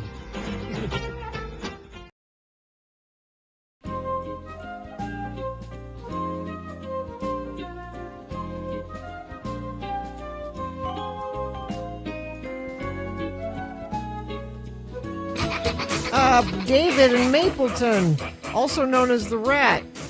Mapleton. Sorry, David. Mapleton. The Rat of Mapleton. Big Audio Dynamite medicine show because 1986. 1986. Oh, yep. 39 years ago. Yep. Same age as this show. Yep. Huh. How about that? There you go. I wonder if I have any articles of clothing that are that old. Surely you have a T-shirt that maybe you don't wear, but I've got a couple of old KJQ T-shirts. I have a couple of pretty old Jane's Addiction T-shirts that would not be that I can't wear anymore. Yeah, those. But they're not that old. Anyway. Jane's Addiction isn't 39 years old. 877-602-9696. Call, play, win. You want to win? It's the Boner Recap. What's the prize? Tickets to see Drive-By Truckers and Deer Tick June 17th at Red Butte. This is part of the Red Butte Outdoor Concert Series. Surely someone would like to win those tickets. I don't know. Doesn't seem to be. Maybe I'm saying it wrong. Drive-By Truckers. Is that... Deer Tick. Deer Tick. It's Deer Tick. Oh, Drive-By Truckers. Deer Tick. I was wondering if you would... 877-602-9696. I think we got somebody who's coming in here. There's a sucker. Now people are not paying attention today. I don't know. I think they've been overwhelmed by 39 years of Radio from Hell. I've been overwhelmed. And I just can't even function today with the thought of. And it's probably time we should stop now while we're ahead. We were trying to make it to 40, weren't we? Yeah. Wasn't that the goal? Yeah. Well, we haven't signed a contract yet, so. I was going to say. And Carrie's going out of town, so I leave the building here in a few hours. I expect a carrier pigeon any moment. Any moment? Yeah. You have more faith in that carrier pigeon than I do. Oh, there's somebody. Metal Shop Mark is here. Hello, Mark. Hello. What's going on in the metal shop today? Oh, I'm running the saw today. I'm cutting aluminum parts right now. Well, don't do it while we're on the phone. That's dangerous work, isn't it? Not really. There's a lot of safeguards, so you can't get your fingers in by the blade. Okay, good. Because Mark, I know you'd cut off a finger in a heartbeat, wouldn't you? I smashed a finger pretty good and broke a couple bones one time here. Mark, not running the saw. Oh, anyway, Mark, I'm going to read the 3 boner candidates we had today. You tell me which one was the winner, and you will win tickets to see Drive-By Truckers and Deer Tick. Excellent. Okay, here we go. You ready? Yes. Okay. Boner candidate number 1 was he had an excellent reason for exceeding the speed limit. This is a guy in Connecticut who the troopers clocked him at 131 miles an hour. They tried to pull him over. He wouldn't stop. But when they finally apprehended him, they didn't chase him. They did it through, calling and getting his license and all of that. He said, "Oh yeah, I was speeding and I evaded you because I was late for a job interview." I think he was going to interview to work at a metal shop, as a matter of fact, Mark. Boner candidate number 2, you can use it for hot dogs, you can use it for rotisserie chickens, but you can't use it for ID. People are actually, apparently, according to the TSA, some people trying to use their Costco cards, their Costco membership cards, as a real ID. And I think, I should pull mine out of my wallet. I think it has a star on it, the Costco. I believe. Yeah, it does. Let me pull mine out. And I think that's why people think, oh, well, maybe this will work. No. Because no, it won't. No. And those people are boners who try to do it. Oh, there's a gold star next to your picture. Yeah. That's what I thought. See? That's not an ID. Yeah. No. And then boner candidate number 3, spray away the koki. The koki are these just cute little lizards that live in Puerto Rico. And they're about the size of a nickel. And they're those kind of gummy, slimy lizards rather than dry desert lizards. You know, they're rainforest lizards. And they make a lovely sound at night. Well, there was somebody on Reddit who said, that sound is annoying. And I understand there's some kind of spray where you can kill them. So you can get some sleep at night. And people in Puerto Rico are just outraged by the mere suggestion because they love the sound of the koki. And they love the little lizards. So there you go, the 3 candidates, Metal Shop. Mark, which one was the winner? I think number 1 was on his way to an interview with the Trump administration. That could number be. 3 won. Yes, number 3. Yeah. There you go. Bingo for you, buddy. You win those tickets to see Drive-By Truckers. Drive-By Truckers. Drive-By Truckers and Deer Tick. Yeah. Deer Tick. So that'll be a good show, Mark. Yes, it will be. I've seen truckers before. Oh, okay. Good. Well, hang on the line. We'll tell you how to get those. All right. Okay, 9:15. We'll take a break. We'll be back after these with some big boy news and a pinuendo. Okay. Coming up. Stand by for that. All right, Artie. What are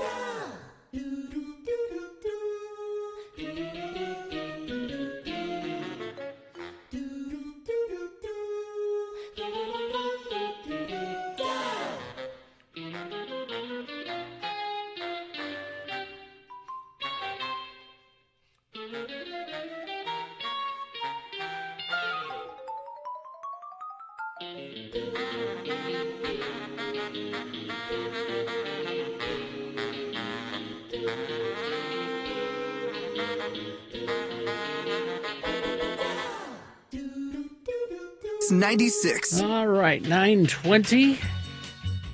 And it is time for some big boy news and opinioendo brought to you by. Does your company have a process requiring ultra pure water? Trust the certified master water specialists at Water Specialties Inc. for ultra pure water system design, installation, maintenance, or sanitation. Call the experts at Water Specialties 801-281-4911 or visit waterspecialties.net.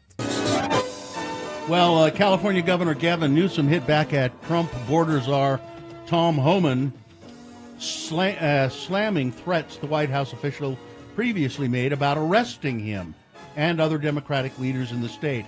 Come on after me. Arrest me. Let's get this over with, tough guy, Newsom said in an interview with MSNBC. I don't give a damn, but I care about this community, the hell they are doing. These guys need to grow up. They need to stop, and we need to push back, said Newsom. They're trying to create a chaos. Yep. This is all for their TV show. Mm-hmm. So they want the video of things, so they're see how bad it is. See? Rather than de-escalating, they're escalating it. These statements come as Trump has made the rare move of sending National Guard troops in to quell immigration enforcement protests in Los Angeles without Newsom's approval.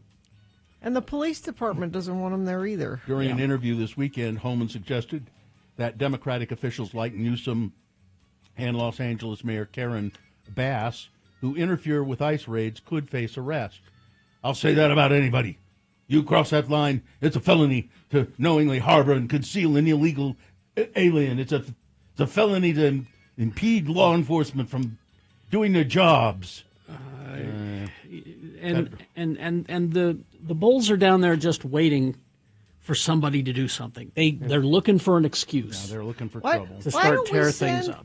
Why don't we send an equal number of social workers down there to help people who need help getting their paperwork? And come on. How about we social just workers are wimps, Gina. How about we They're just say, if you would like to be here and work, let's make that get all the paperwork in order so you can do that. Why is this preferable to that? Because this is the show. I mean, I saw a statistic over the weekend where Obama and Biden deported more people than the Trump administration has. Without this show. They're doing it for the show. Yep. Yeah. Well, there you go. Let's see, then the Vice President J.D. Vance and Press Secretary Caroline Leavitt Carol are Lang. lashing out at ABC's Terry Moran over a deleted post in which he labeled White House Deputy Chief of Staff Stephen Miller as a world-class hater. J.D. Vance, in a screenshot posted Sunday, shared Moran's original comments about Miller. The thing about Stephen Miller is not that he's the brains behind Trumpism, Moran wrote. Yes, he is one of the people who conceptualizes the impulses of the Trumpiest movement and translates them into policy, but that's not what's interesting about Miller. It's not brains, it's bile. Miller is a man who's richly endowed with a capacity for hatred. He's a world-class hater. You can see this just by looking at him, because you can see that his hatreds are his spiritual nourishment. He eats his hate. Trump is a world-class hater, but his hatred is only a means to an end, and that end is his own glorification. That's his spiritual nourishment. Well, so apparently ABC is now suspended Moran for those comments. Of course, I hear Fox News correspondents say worse. Oh, all the time. But they're held to a different standard than the rest of us. So Rod Stewart has canceled several upcoming concerts due to an unforeseen illness. Is his age an unforeseen illness? The Do You Think I'm Sexy singer He's had other hits. announced that he's dropping 4 shows in Nevada from his tour and postponing 2 shows in California this month after being diagnosed with the flu. I have to cancel and reschedule my next 6 concerts in June as I continue to recover from the flu, Stewart wrote. So, sorry, my friends. I'm devastated. Sincerely apologize for any inconvenience to my fans. I will be back on stage, and you'll see me soon. That's a pretty bad bout of the flu. Cancel that many shows. Paul McCartney, I haven't really watched or listened to this yet, but apparently Paul McCartney joined Bruce Springsteen on stage in Liverpool to play a version of the Beatles' Can't Buy Me Love. The Boss played the second of 2 shows at Anfield, the home of Liverpool Football Club, on Saturday night. And during his encore, he welcomed Paul McCartney onto the stage. There he is, cool. Returning the favor after Springsteen appeared during McCartney's huge Glastonbury set in 2022. The 2 icons played Can't Buy Me Love from 1964's A Hard Day Tonight and followed it with the classic rock and roll song Kansas City, made famous by Lil Richard. And apparently it was just, I mean, that would have just been more fun than anything, wouldn't it, to see that? Al Pacino recalls turning down a role, Han Solo. Yeah. He was offered the role of Han Solo, and he said, I don't get it. Well, to be fair, yeah, I understand. Nobody got it back then, Yeah. right? Nobody knew what that was. Nobody knew what that was, but a lot of famous people tried out for the role and didn't get it. Like Christopher Walken was one. Yeah, I heard Mark Hamill being interviewed this weekend. I think he was on Fresh Air or something. So I heard a little of that. And he was talking about how there was a cattle call, and it was for Star Wars and Carrie, the original. Oh, yeah, at the same time. And they're looking for young men all around because they were casting for that same aged person in both of those. And he said when we tried out for Carrie, it was pretty clear, what that was, but had no idea what this Star Wars thing was. Sissy Spacek tried out for Princess Leia. That's what he was saying. Yeah. It was like we all were trying out for the same things. I didn't listen to this, but I watched a little bit of it. David Byrne and Olivia Rodrigo on stage singing Psycho Killer. I did not listen to it yet. I didn't listen to it either. It looked kind of silly. He was wearing a red jumper. You can see it at x96.com/live. But, who knows? I'll have to give it a listen later on. I didn't have time this morning. We'd listen now, but we get kicked off of YouTube. Olivia Munn, your Friends and Neighbors actress, That's the John Hamster. I hear she's pretty good at it. Well, she's I think she's usually quite good. And I don't mind it when they do that. That's the most recent thing they're in, and that's what they're mentioning. Yes. They're not mentioning, do you think I'm sexy from the 70s. What was it? Details magazine centerfold Olivia Munn. Or wasn't it Details or one of those magazines that she was in X-Men. Anyway, she says I don't let my kids watch children's shows. Now I read this, and it seems kind of mean. A little bit, but she said I don't let them watch them because the shows drive me crazy. And I Olivia, understand that. I don't think you're giving them a chance. Because some of them, they purposefully write them knowing that grown-ups are going to watch it, and there are jokes in there that the kids will not get, but you will appreciate. I don't care. I'm not going to watch. Give them. I don't have any little kids, but if I did, I wouldn't be watching. I mean, they could watch it, but I'm not going to watch Blue's Clues. Why can't she be like most of America and just leave the kids Leave alone them in the room? Yeah, in the room, and I think you would enjoy Bluey. I've seen some of it. Oh, G4's Attack of the Show host, Olivia Munn. There you go. Yeah, there you go. Thank you, Andrew.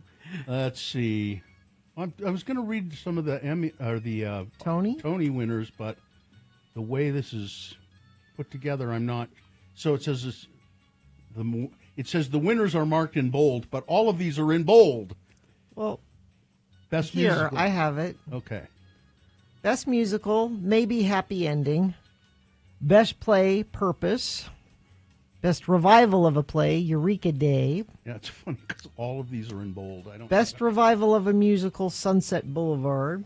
Oh, that sounds really cool. They have they do cameras. They have cameras on stage, and at one point, a camera follows one of the singers or one of the guys in the show outside onto the streets, and he sings a song outside in front of the theater. Best performance by an actor, not George Clooney.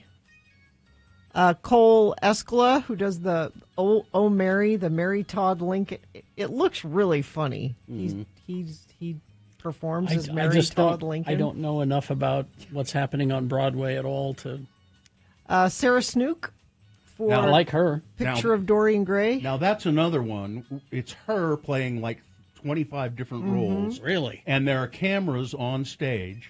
And they situate it in so at points she's acting with herself, like a videotape of herself. Wow! Not the whole time, but and it's very precise. So she'll be acting with a videotape of herself. Interesting. Weather. Hot 92. Hotter tomorrow. Hotter Wednesday. And it's summer. No break in sight. It looks. I like that. Right. Thank you. Don't miss a single moment.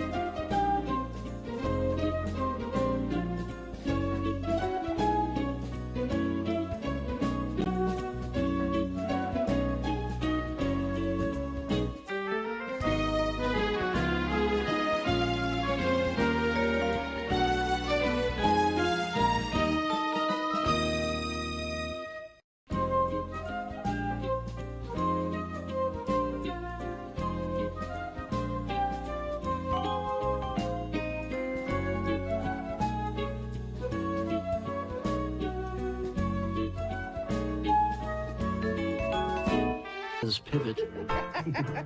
Pour me a scotch, will you, please? Brought to you by Scotch. Like scotch and All of soda. Scotch and soda. Jigger a gin. Oh, what a rare mood I'm in.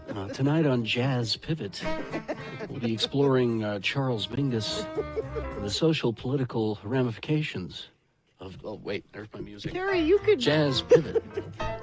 Carrie, you could pivot to because the you have jazz COVID. pivot. Only because you have COVID. It's because it's rested in my throat and my sinuses. Yeah, your voice is deeper. That works. I like that. By the way, if you hadn't guessed, Kerry's broadcasting from home because he has the COVID. But the connection, I mean, you sound great, other than husky. You still feel about the same as yesterday, or a little worse, or better? Or I'm feeling a jazz pivot coming on. No, I'm my head is exploding. Here, let me. This will help. Here, there we go. Yeah. My head is exploding. My sinuses are trying to kill me. No. My throat is sore. You couldn't breathe last night, probably. Actually, I was okay last night. A little NyQuil, a little NyQuil will do you. And I was able to sleep through most of the night. Here's what I've discovered about this, and Ed Brass texted me and warned me about this. Mm-hmm. He said the best way to get through this is to sleep. Just sleep it off. Sleep through all of it. If you can, yeah. So if I can today, I'm going to try to sleep through all of it. Yeah, just when you get off the air, just go have a little warm drink and then go to bed. Although I've got to meet somebody in a parking lot to get my Paxlovid. So. And that's not a joke, folks. All right, 9:36. We have in the studio with us Maddie Jones. We're supposed to have Peter Baxter from Slam Dance on the phone, but I'm guessing time zone mix-up. Oh, could be. Because I think he's in California. We've had Peter live on the show many times, actually. He's been Mm-hmm. here in studio or even up in Park City for things. Now, Maddie is with the Salt Lake Film Society. Yeah. What do you do with Salt Lake Film Society? I manage all of the CEO special projects, so basically anything outside our daily operations of the theater. So Salt Lake Film Society has partnered with Slam Dance for this disability film festival called Unstoppable. Yeah. I got that. It starts June 10th. And what? So tell us about that. Yeah, so Slam Dance, as you guys were just talking about, used to be here in Salt Lake. Yeah. Mm-hmm. And when they moved to LA a couple years ago, we didn't want to lose one of their programs, which is called Unstoppable, which was a section of their film festival where all of their films were made by disabled filmmakers. Mm-hmm. And we thought this was an incredible program and that it should deserve to be in Salt Lake. Sure. So we pitched to them that they bring back the best of their Unstoppable programming every year and take it on a national tour to art houses around the country. And that it all gets launched here in Salt Lake. So it launches here, and then where does it go? And then I think it goes to Santa Clara, and it ends in Miami. Oh, like literally across the Like country. and we're launching it, and we're going to have filmmakers coming in.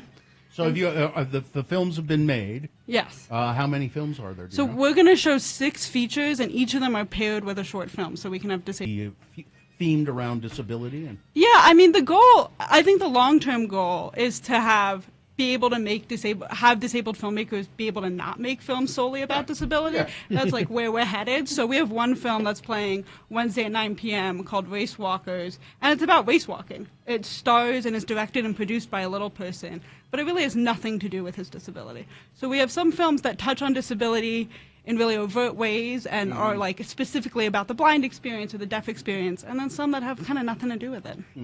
Now, how do we see these films? So all of these films will be playing at the Broadway Center Cinemas tomorrow, June 10th through the 12th. And none of them have distribution. So kind of once they leave our theater, if you don't hit another stop on the tour, you will not be able to see them on streaming platforms. Is the idea that they will be eventually available that way, or? I mean, we would love if studios and distribution companies picked up disabled films, but that doesn't happen a lot, unfortunately. Not disabled films. Yeah. Well, films this made. film is disabled. Yeah, films made by disabled filmmakers. It's a film in a wheelchair. I mean, I would love to see that. I would love that. As a person in a wheelchair, I would love to see a whole bunch of film wheels on a chair. I mean, that's good. I think I've come up with a good idea. I think, actually, wheelchairs are often used as dollies. in like low budget productions because they're like easy to push. So I've seen that. Yeah. Have you seen these films? I have. I helped program all of them. Okay. So all of them are programmed also by disabled people. Give us a little taste of. You said the one about people who are into race. You know what race walking is, right? No, I remain seated. It's like the fast walking. Fast walk, It's in the Olympics. Weird. Yeah, and It's you a move your weird- hips, I guess. I don't know. I kind of was questioning that the whole time I was watching it. To watch. But it's a funny film. So we're opening tomorrow with a documentary called Loud Love, which follows a deaf couple as they're trying to raise kids in New York City and also run a successful ASL school. And we're going to have the director there with us. Today, we're going to be showing Disposable Humanity at 4 p.m.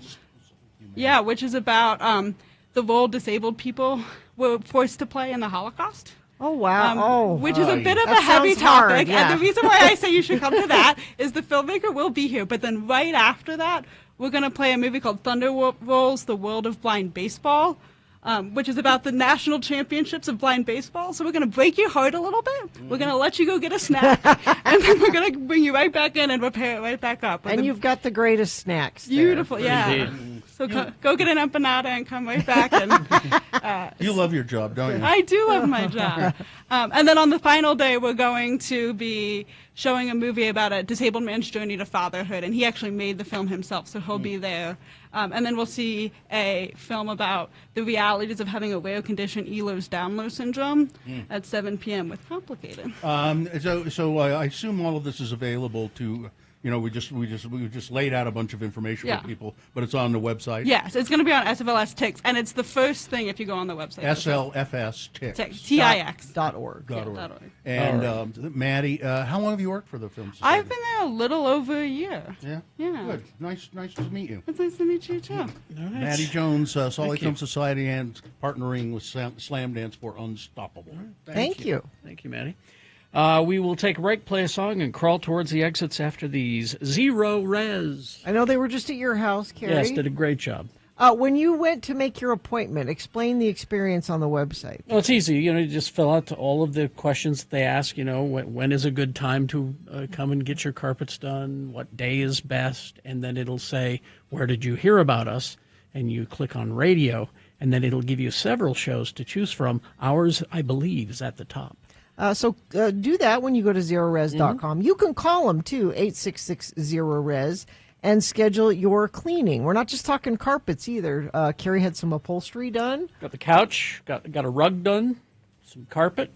And they do air ducts, too. All of that. They've got a special going on right now. Get 3 rooms of carpet cleaned. You'll get a hallway carpet cleaning for free, and it's just $109. When you mention X96 when you call, or when you do what Carrie said and go online and select X96, or I think my name might be there as well. You're going to love the experience with Zero Res. Patented technology, no detergents, no harsh chemicals, faster dry times. You gotta love it guarantee. All of that happening. 866-0RES or zerores.com.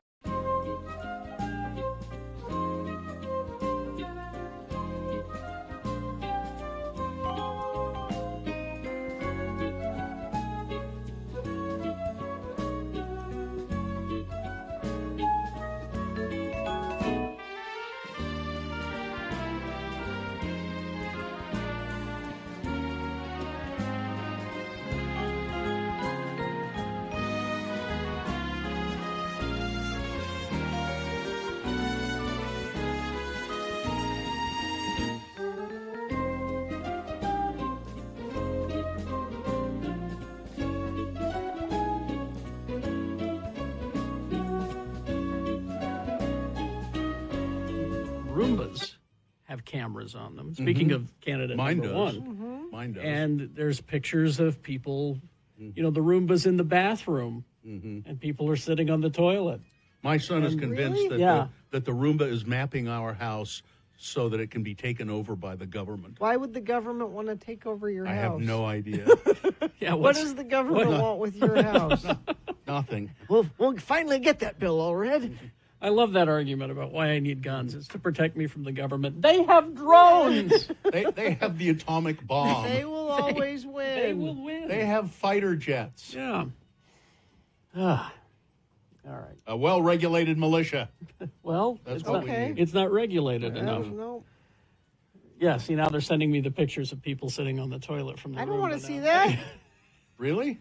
Hang on. Yeah, that's right there. How is the Roomba getting in the bathroom if you close the door when you're going? Why? They can be very insistent. Yeah. The Roomba can Darn be right very rude, actually. Very Close the insistent. door.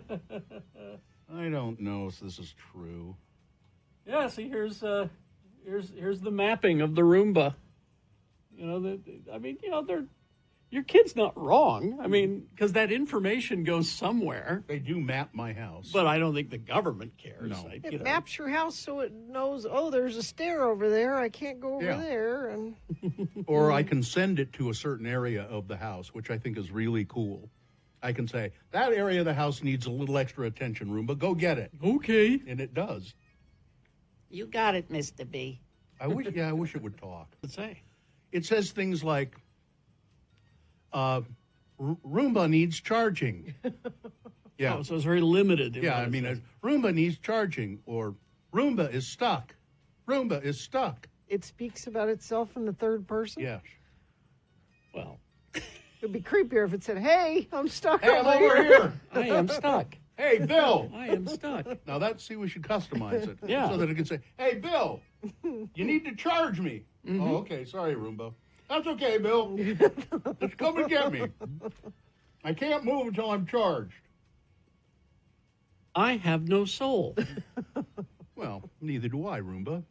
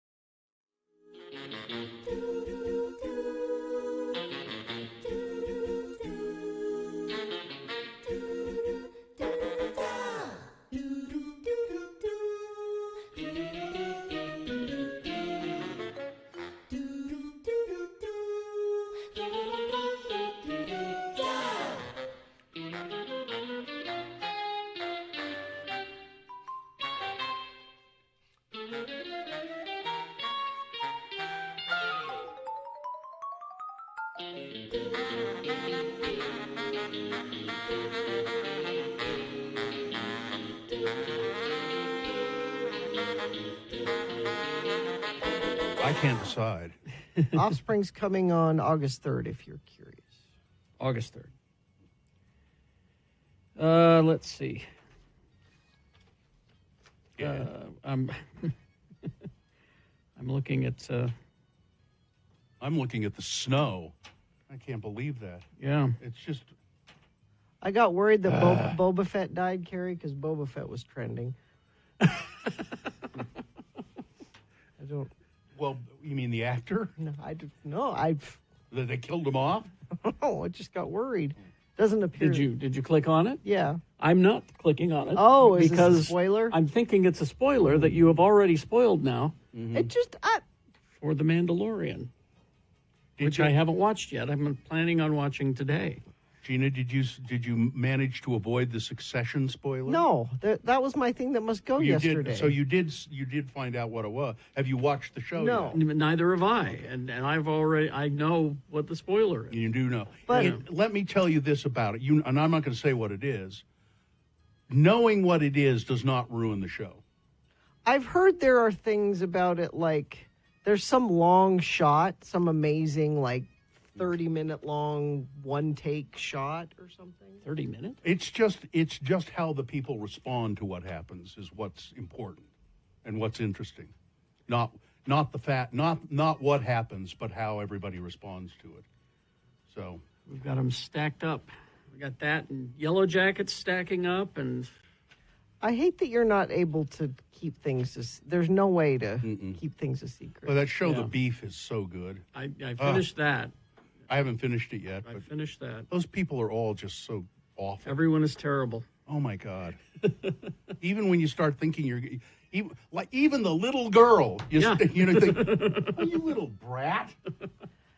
So my husband is not on social media at all. Good for him.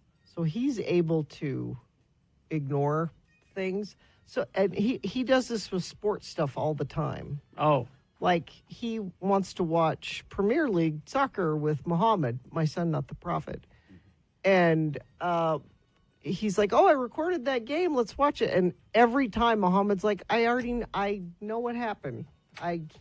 Unless you watch things in real time, there's no way. Very occasionally, I want to watch a sporting event and not in real time. And if I do, I just go out of my way to not. It's hard though. But you can do it. Basically, there's too many shows. Yeah.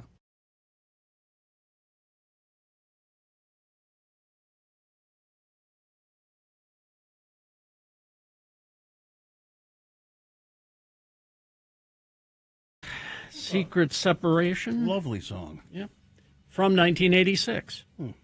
What happened then? This show.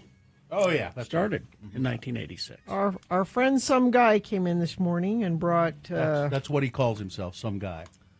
E.L. Fudge. These aren't cookies, by the way. They're not? They're elf witches.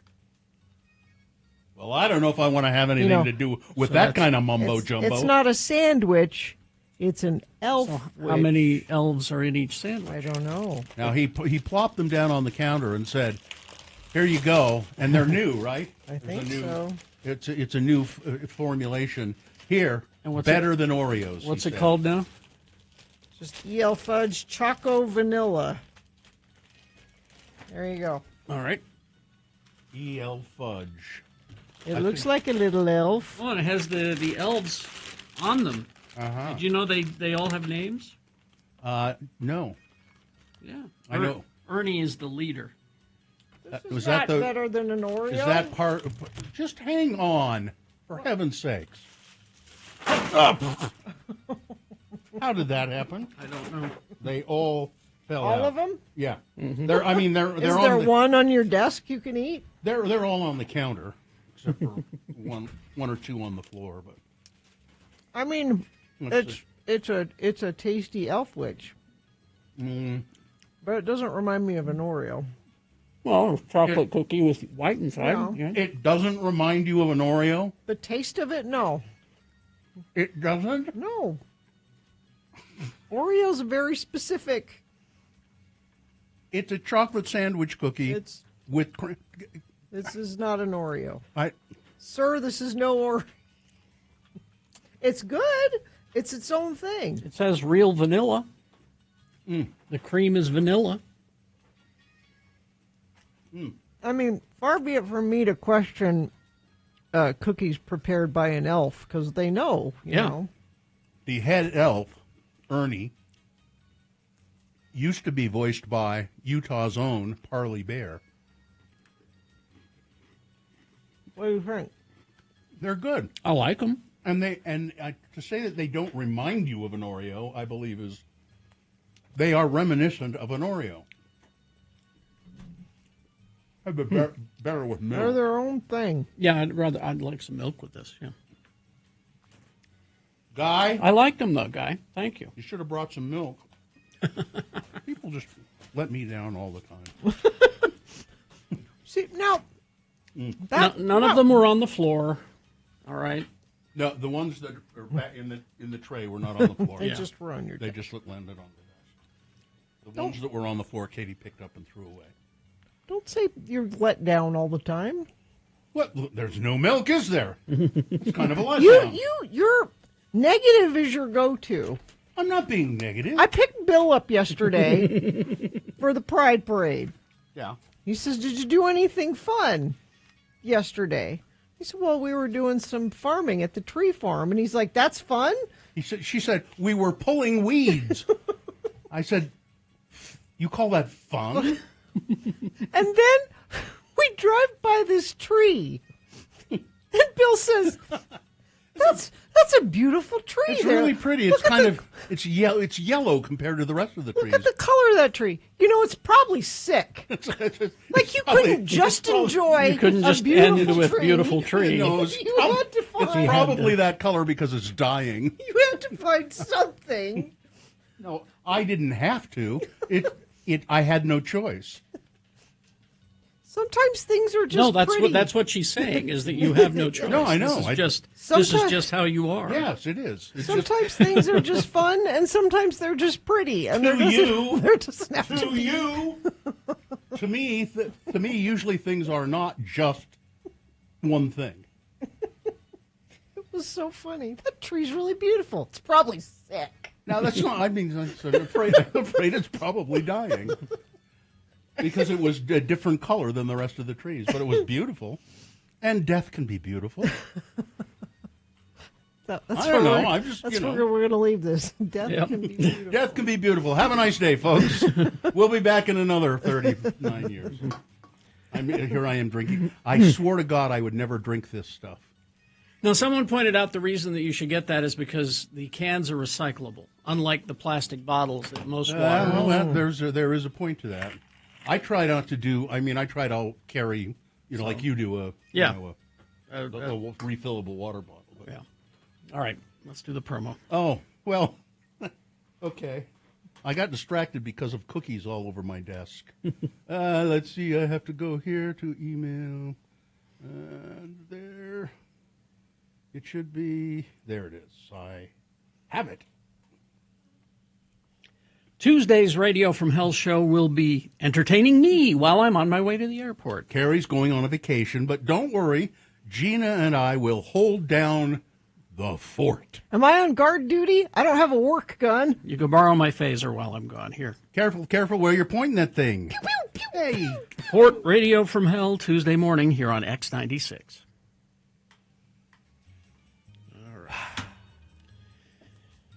Okay, we'll have a nice June. Yeah, you're gone quite a while. Two and a half weeks? Yeah. Enjoy yourself. I'm going to try. Make every effort. I'm going to call you guys. Okay. Maybe send you a video. That would be great. Good. It'll be like midnight there when you're here, so I'll be drunk. I'm just warning you. Oh, perfect. We'll miss you. Go do Carrie things. Find some Carrie things. We'll see. Godzilla things. All right. Fine job as always, Katie, and thank you for the decorations and everything. Live long and prosper, bitches. Don't you know who I am? Death can be beautiful. Speaking of beautiful,